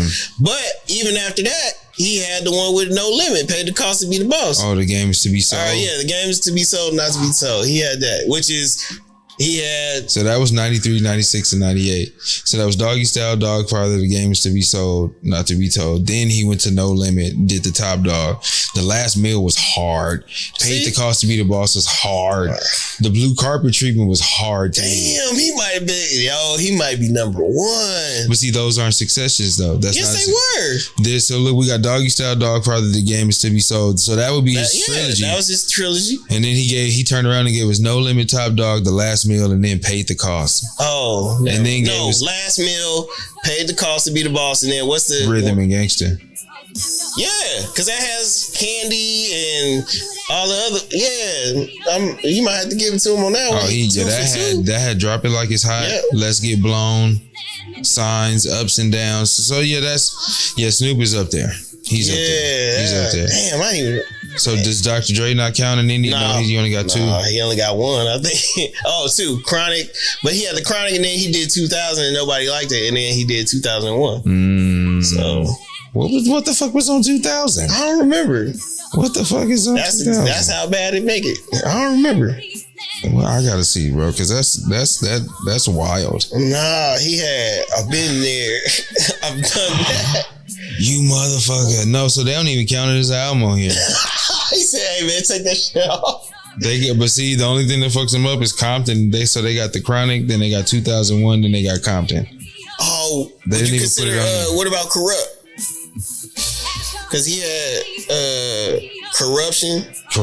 No, there's no third. Damn. There's no third. That Space Odyssey one he did was dope. Yeah, if you go Corrupt just off the simple fact of his first album. So you got Corruption, The Streets is a Mother, and then Space Boogie. Oh, he might have it. Streets is a Mother was hard. Corruption was hard too. No, Corruption was super hard. Streets is a Mother. And then Smoke Odyssey. Man, might be it. Oh, he might have he squeaked past. Yeah, for real. He barely snuck in there. It's crazy to even think about. Like I wouldn't even had him in my purview. Looking at the order now, it makes sense. Yeah, facts. Damn, who am I missing? Okay, did we say Tupac? Tupac would be All Eyes on Me. Mm-hmm. Yeah, he had it because anything after that. Oh, Machiavelli. Yeah. Machiavelli. He got. So you can go because they got Tupacalypse, Strictly for My Niggas, and then Me Against the World, and then All Eyes on Me, and then the Don Illuminati. Oh damn. Yeah. I fucked with Are You Still Down Until the End of Time, Better Days. I'm a Tupac fucking fan. Okay, but bro. he don't have Snoop. He not Snoop. He don't have 6. I mean, he don't have 2. No, he don't got 2 3-peats. No, that nigga has the Tupacalypse now. So for a 4 album run, hella solid. Man, Tupacalypse Now, Strictly for My Niggas, Me Against the World, All Eyes on Me, and then if you throw the 7 Day Theory in after that, which were all 1, 2, 3, 4, and 5, 5 albums in a row, that nigga never failed. So does Kanye? Okay, so does Kanye have it? Because he has. Yeah, easily. He got late registration. He damn near did it twice. College Dropout, late registration, graduation. I don't know, man, because 808s and Heartbreaks right after. Yeah, but then My Beautiful Dark. Yes. Was people messing with 808s and Heartbreaks? Yeah, 808s and Heartbreak is what brought us Drake. He admitted it. That's the album that made him who he is. Right. Okay. So then he had My Beautiful Dark Twisted Fantasy. Yeah. Okay. So then he had Yeezus. That's when he lost me. That's where. Because Life of Pablo came out. I don't know. People say Yeezus is a classic album too, but I think that's not. It wasn't well received. Like we saying, like it wasn't. He had some songs that I liked on there. Don't get me wrong, but it was too different.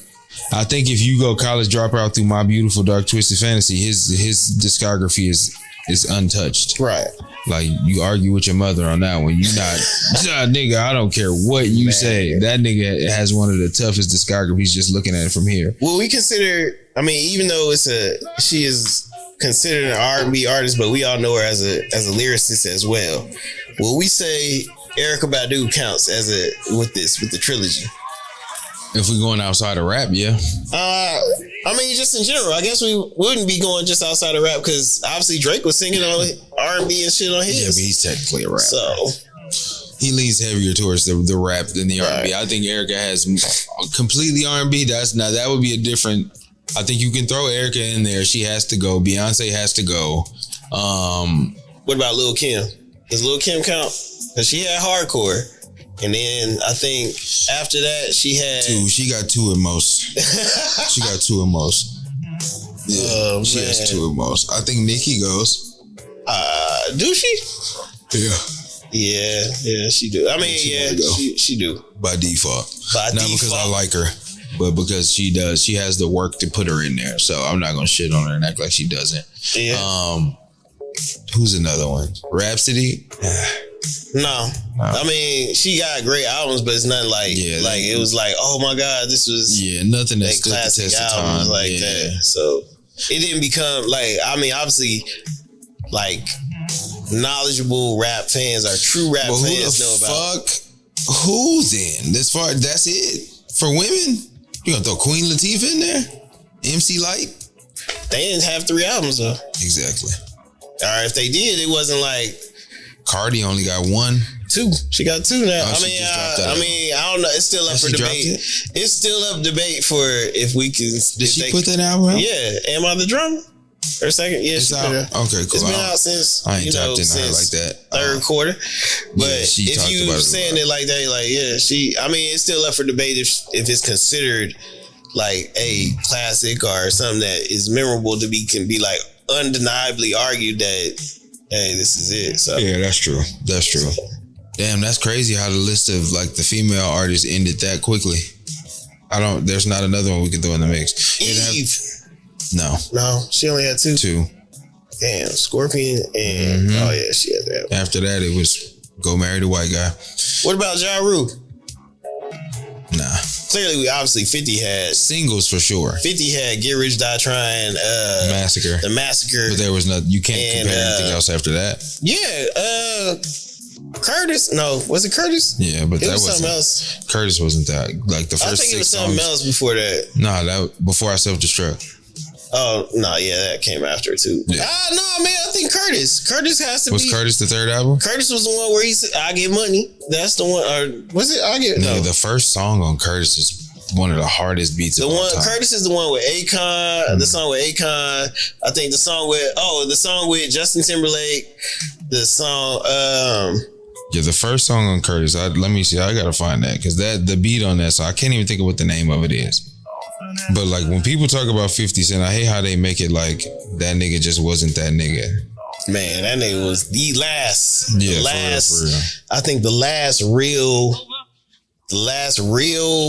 authentic during a CD era. Yeah, I think he was the last. No, it was Man Down. Man Down. Oh yeah, the song, yeah. This beat so fucking hard. Yeah. So no, I think 50 Cent, he has to go in there too then. Like we gotta be fair. Cause I think if you put them 3 albums in succession, there's all highly successful albums. Like just for what it is. I'm never gonna shit on 50 for the sake of shitting on 50, but I don't think it competes with the others that we named, like the Snoops and the Pacs and the Jay-Z's. Like that list right there in itself is a tough one to crack. Now, and I think we count out some people. It's plenty of. I'm trying to think of who we probably count out. LL Cool J for one. He had a whole run, radio, all that. He had a run. Yeah, you talk about 30 years, 40 years of rap. He might not have had 6 albums though. But he had a run. But they got to be ... Yeah, they got to be. Can't just be you do. And that's the thing. Wu-Tang, maybe.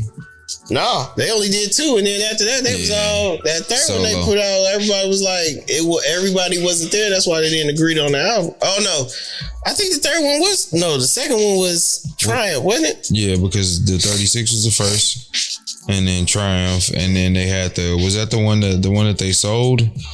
That other one, what was the third one? It was one they did like 4 or 5 So Enter the Wu, the 36 Chambers, then Wu-Tang Forever. Okay, yeah. And then they had one called Chamber Music, and then there was...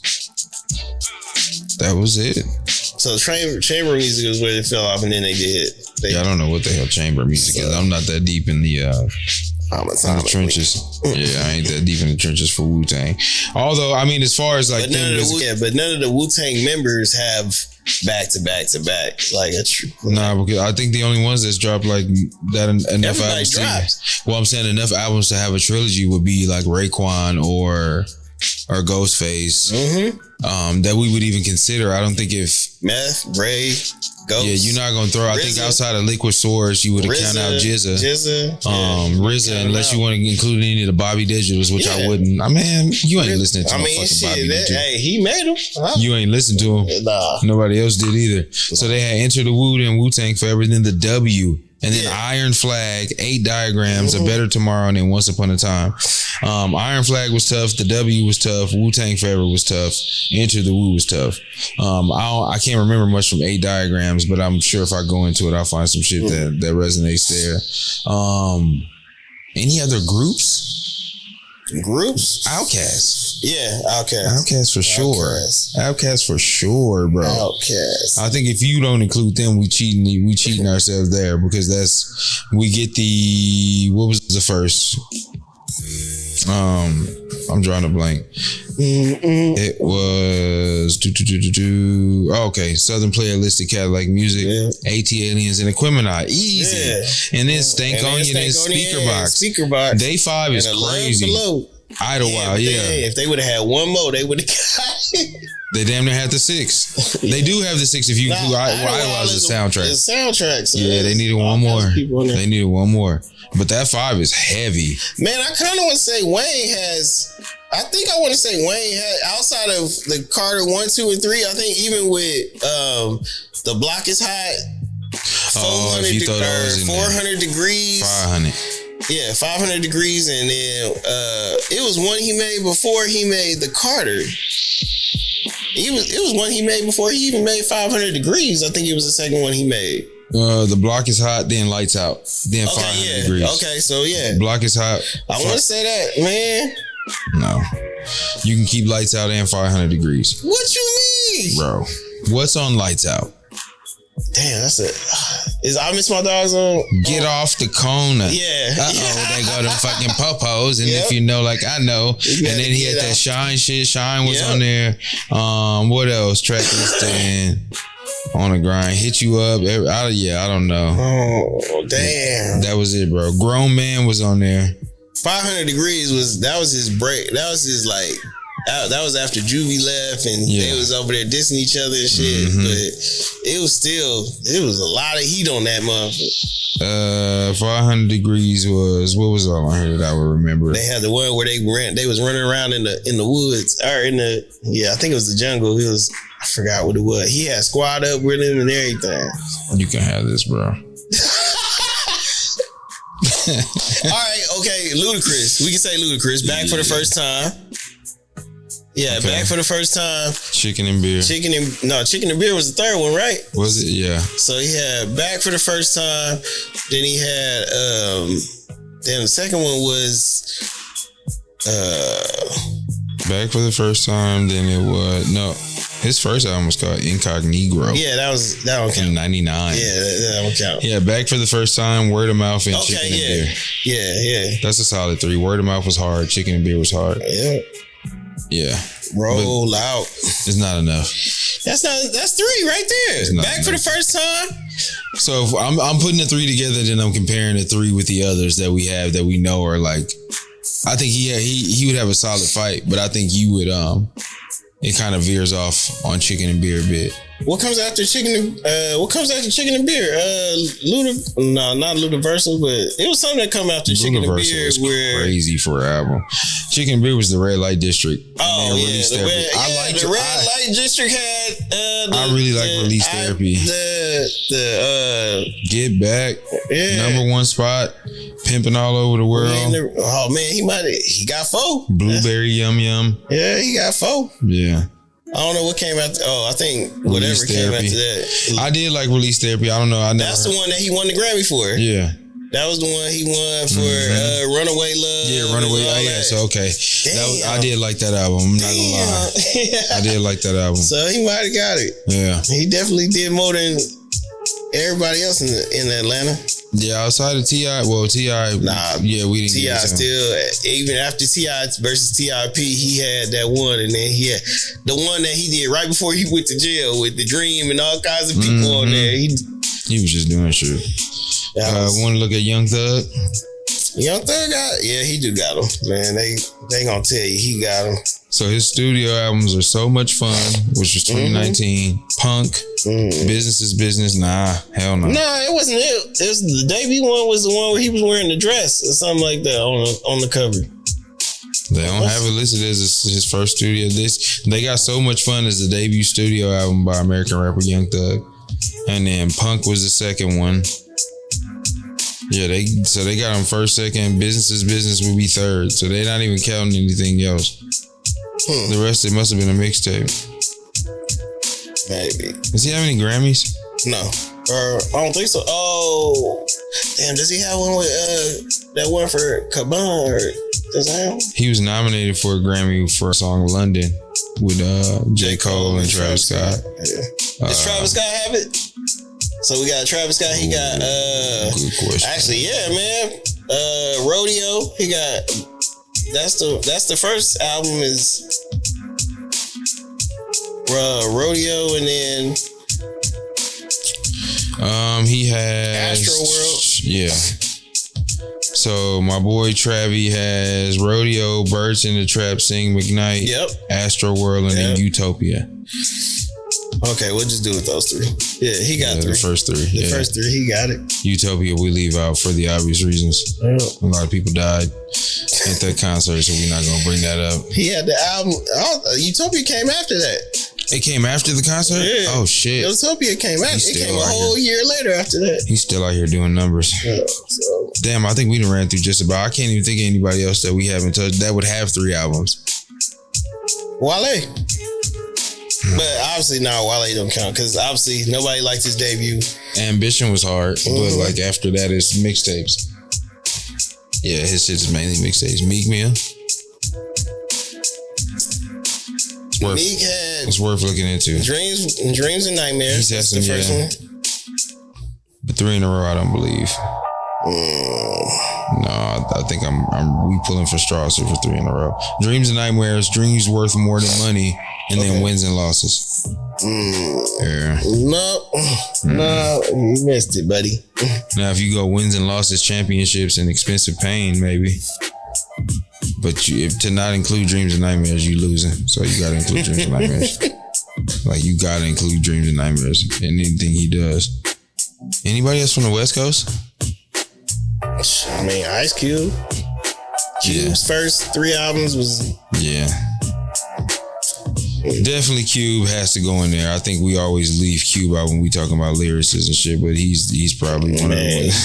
He knew how to get it done. America's Most Wanted, Death Certificate, and The Predator. Yes. Lethal Injection. Game. Obviously, we got it. Obviously, Game got it hands down. My boy JC On, what you got on here, Game?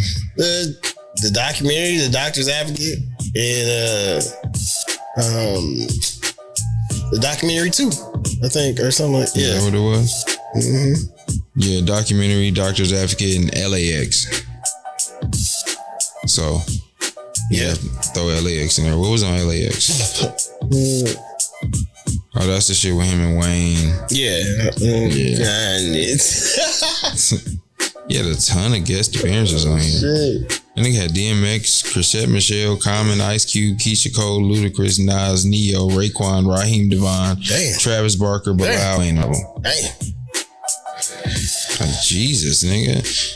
You wasn't this heavy in features on The Doctor's Advocate at all. Man. That was one of my favorite albums, Robert. I ain't gonna lie. I want to say E40 after Ghetto Report Card. I want to say E40 did because he had Ghetto Report Card and then he had the one after that, the one with him and Fabulous. Him and Fabulous on the song. Oh, yeah. And then he had another album after that. You give him 3 in a row? Yeah. So Federal in a Major Way, The Hall of Game. Yeah, I couldn't. This nigga. Those is early 90s. That was, that nigga, by the time my Ghetto Report Card came out, that nigga had dropped 8 albums. That's true. This nigga just we just gonna give, you know what? We just gonna give it to him and Too Short. Yeah, throw bro in here. This nigga got 30 albums on the list. I'm not gonna play with you like that. 16 albums. Nah, hell no. Hell no. This is the last album. Hell no. Nigga in the 90s. All right, bro. This is the last. I feel like we done talked about a lot of fucking music. Okay. Yeah. Oh man, let's do this. They Not Like Us real quick. Okay. All right. So what we got? This is the They Not Like Us question for the episode, man. So it was a thing going around online where this man is telling his 6-year-old son that you are not a man if you don't pay for everything in the relationship.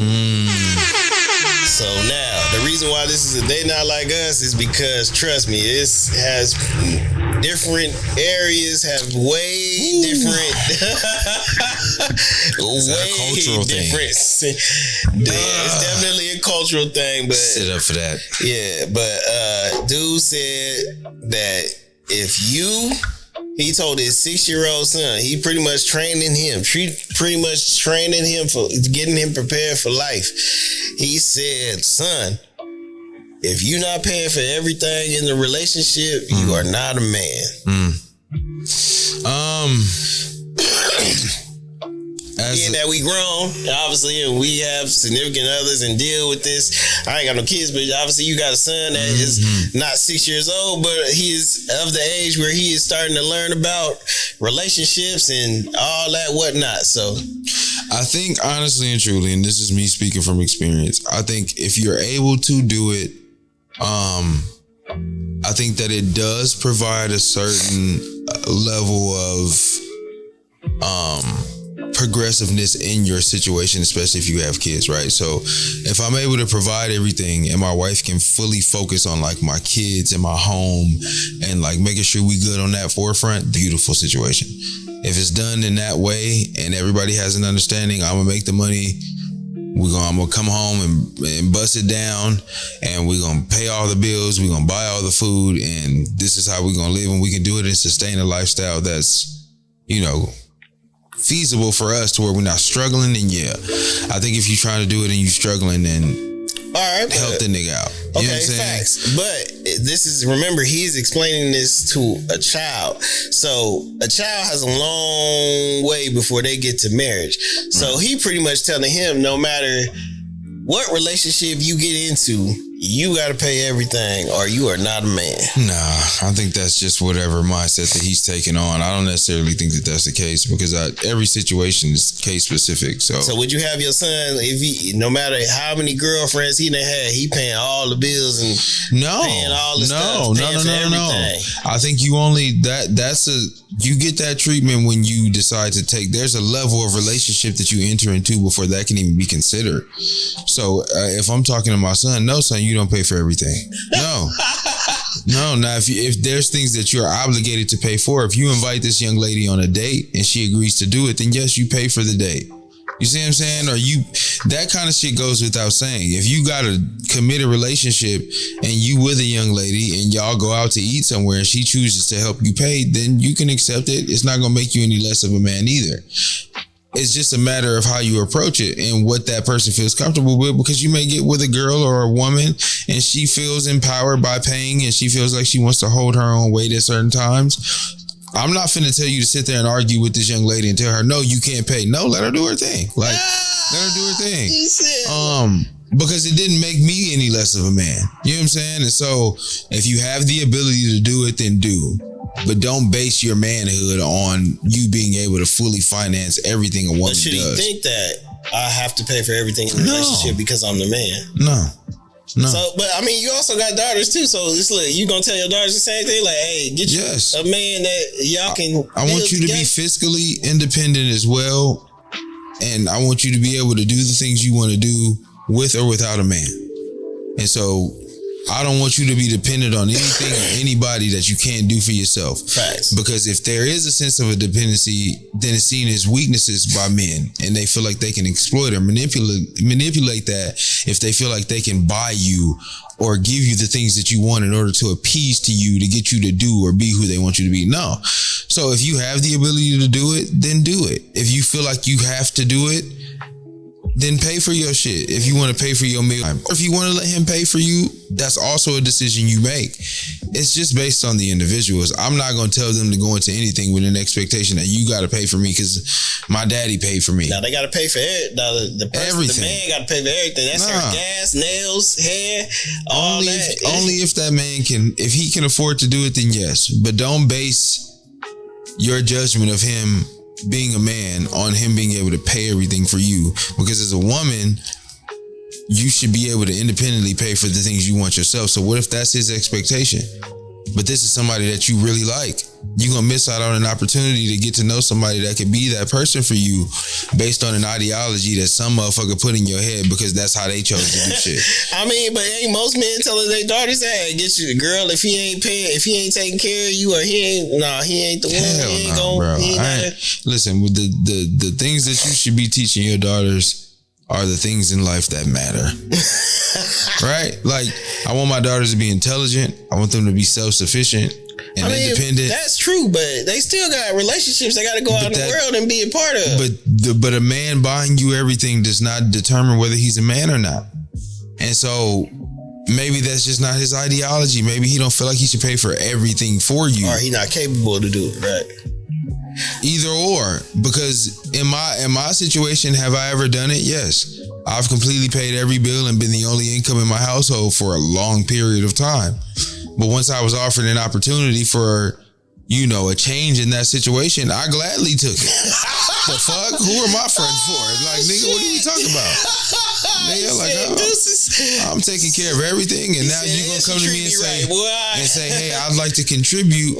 I'm less of a man because I want my woman to contribute and make our life easier. That's what I'm saying. Like, I get our parents teach us shit, but they can only teach us what they know. And no human knew it all. And so, yeah, I get it, and I appreciate that input from you, Pops. Cool. You pay for everything for you and Moms. Right. Y'all stay together forever at work. Yeah. What if you putting everything into a relationship for a woman and she out here cheating on you? Or vice versa. Yeah. So you got to kind of throw in the variables too to understand, like, everything ain't just gonna be cookie cutter and case closed. You're not gonna be out here just doing what you want. What do you mean? But if you can do it and it doesn't hurt you, and you all are able to live a life that you want to live, and that man is taking care of everything. Oh, man, look, that's on you. If I have a child, I mean, obviously it's gonna vary versus a daughter or a son. But man, I ain't even gonna lie to you. When my son gets of age to start really like.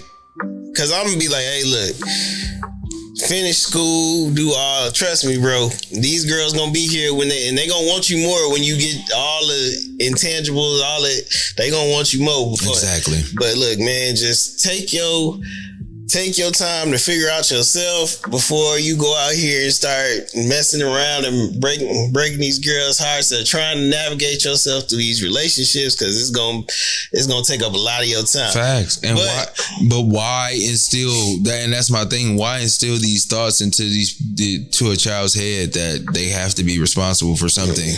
Because then they go into it feeling this pressure of, I gotta prove I'm a real man by spending everything I have on you, and you probably don't even give a fuck about me. And like, I don't want my son to be no sucker or no trick out here. You see what I'm saying? Just out here tricking if you got it. So you gotta know, bro. Like, you gotta gauge it. Got it, man. Yeah, you know your woman and you know who's worth it. So like you saying is determine what's worth it to you, and if she embodies those things, then boom, if I have a daughter, I'm gonna be like, don't let somebody do all that for you, because eventually that comes with I pretty much own you mentality or whatever. Or don't become reliant. Don't ever come relying on a man. Even speaking from personal experience, just being like, hey, look, this is not. Don't ever want to put yourself in that situation. And as long as I'm alive, plus you won't be in that situation, because I got 18 million people that is at a call away to help if I had a daughter or something like that. Yeah, nothing is foolproof. You can be putting something into a man. He could be making $250,000 a year. Life could be great. He could be taking care of everything, and then everything can fall apart for him.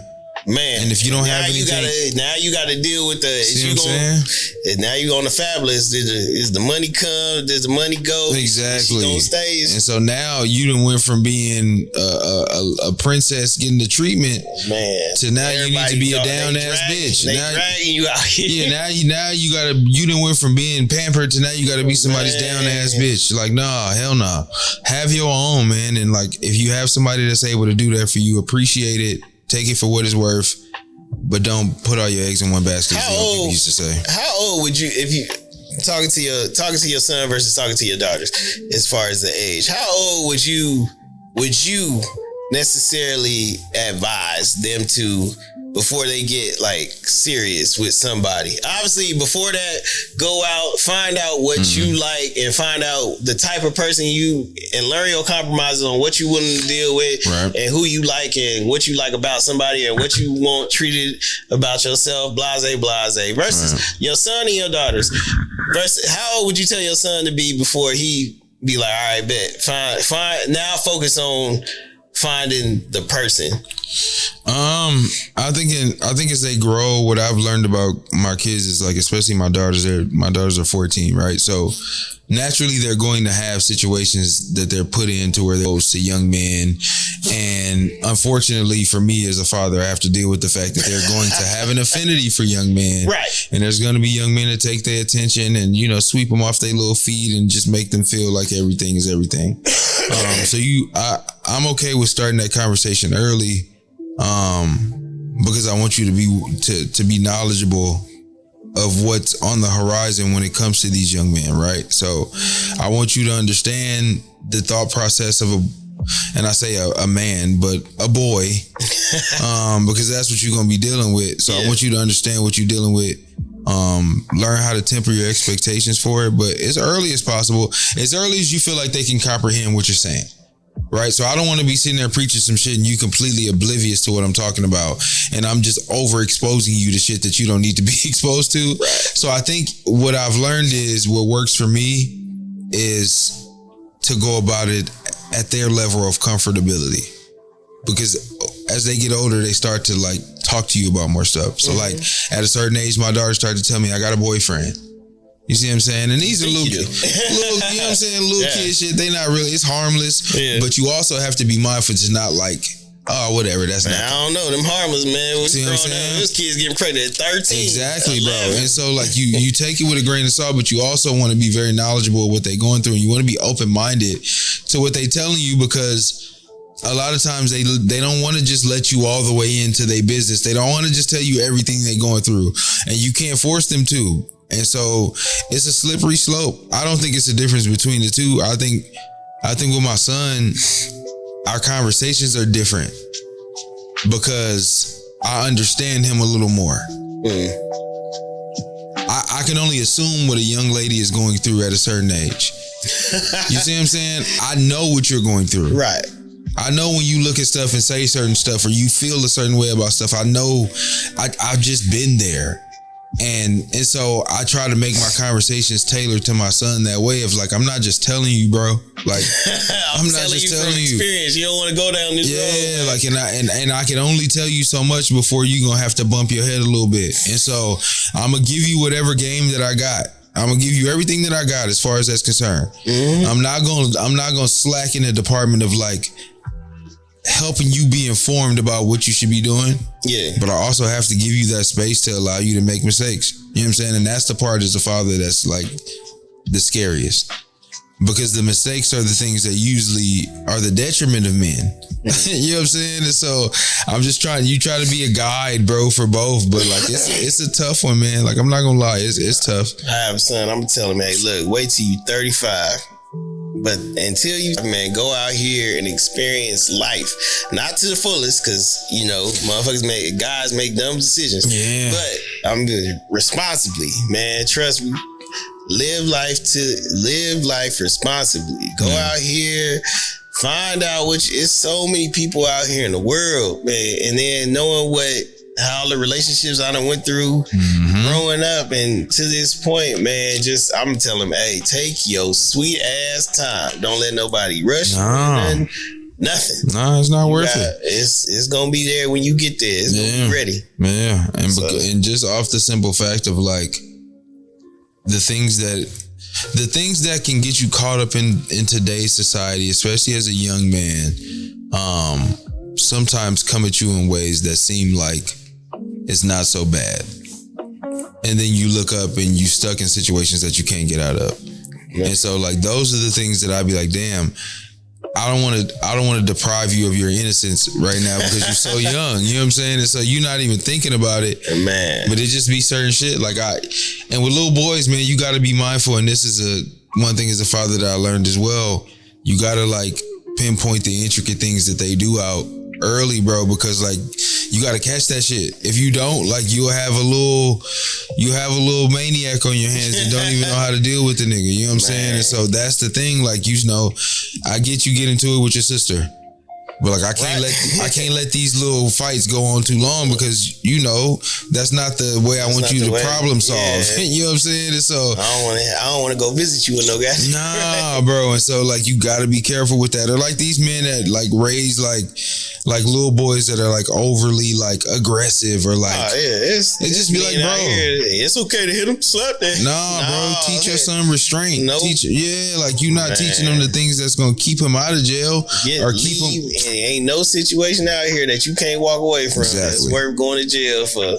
So you know those kind of things, man. Mainly, but you know, on a day-to-day basis, if you in your kid's life, and this is just another, and I'm not trying to throw shade on anybody that's not, but when you in your kid's life, these conversations naturally happen, and like you teach as you go. But if you're not there, then every time you come around, you trying to make this speech, right? Or you trying to, you trying to have your moment, and it's just like, nigga, what, right? And so it's easier for me to do it when I'm catching things as they happen, or you know, because they gonna ask you as they live in their lives. So those are the things that I try to be mindful of. Like, don't like look past when a nigga asks you a simple question like, you think she's cute, daddy? Or you know what I'm saying? Like you know, like, I don't know. You think they cute? You know what I'm saying? Or when you met mommy, how did you? What was the first thing you said to her? I want to talk. That's one thing. If I have a son, I want to make sure I drill in like, hey, bro, like looks is not everything, bro. Yeah, don't just go for the. I mean, I get when you're in your 20s and all that. Obviously, you know, go ahead, go experience, go test yourself and see what work, what you like, what type of girl. Maybe you like they got to be the cutest thing in the world and be a dummy, or you know, man, look. But you gotta think about that though. You everybody got a type, man. So you can drill it as much as you want. Yeah. But if he want one that's a little rough around the edges, that's when they tell you. They be like, that's your type, right? That's just what floats his boat. You know what I'm saying? Like. And that's you always find out you know what they like when they were young. Yeah, I knew that. I knew that's what you like. Yeah. Look. Yeah, man. So I think that's an interesting conversation though. I think you got to be in tune with your children. You got to be tapped into everything they got going on. I don't miss shit, bro. I don't miss a damn thing as a parent. And that's because in my mind, I remember being a kid. I remember being mischievous. I remember being into shit.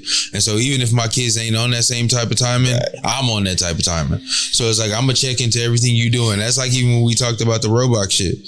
And like how often parents check into their kids' Roblox accounts. Nigga, I'm in them up. If my kid leaves they tablet or device down and it's running, sometimes I'll be like, hey, go get your shoes on so we can get ready to go. Just set the phone down right there in front of me. The game's still running. I'm going through the chat. What y'all in here talking about? Okay, cool. And you know what I'm saying? Like that's how I parent, bro. Like I got everything connected. What y'all looking at? Like I saw yesterday, my son changed the age on his Roblox to 13. This nigga's 7. What you doing?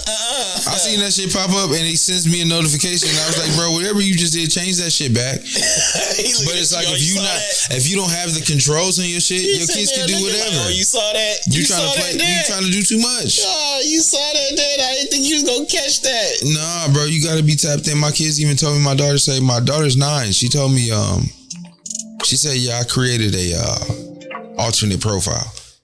I said, why'd you do that? That one's not connected to the parental shit that I can see. So why'd you create another one? She was like, oh, for when I get banned on Roblox.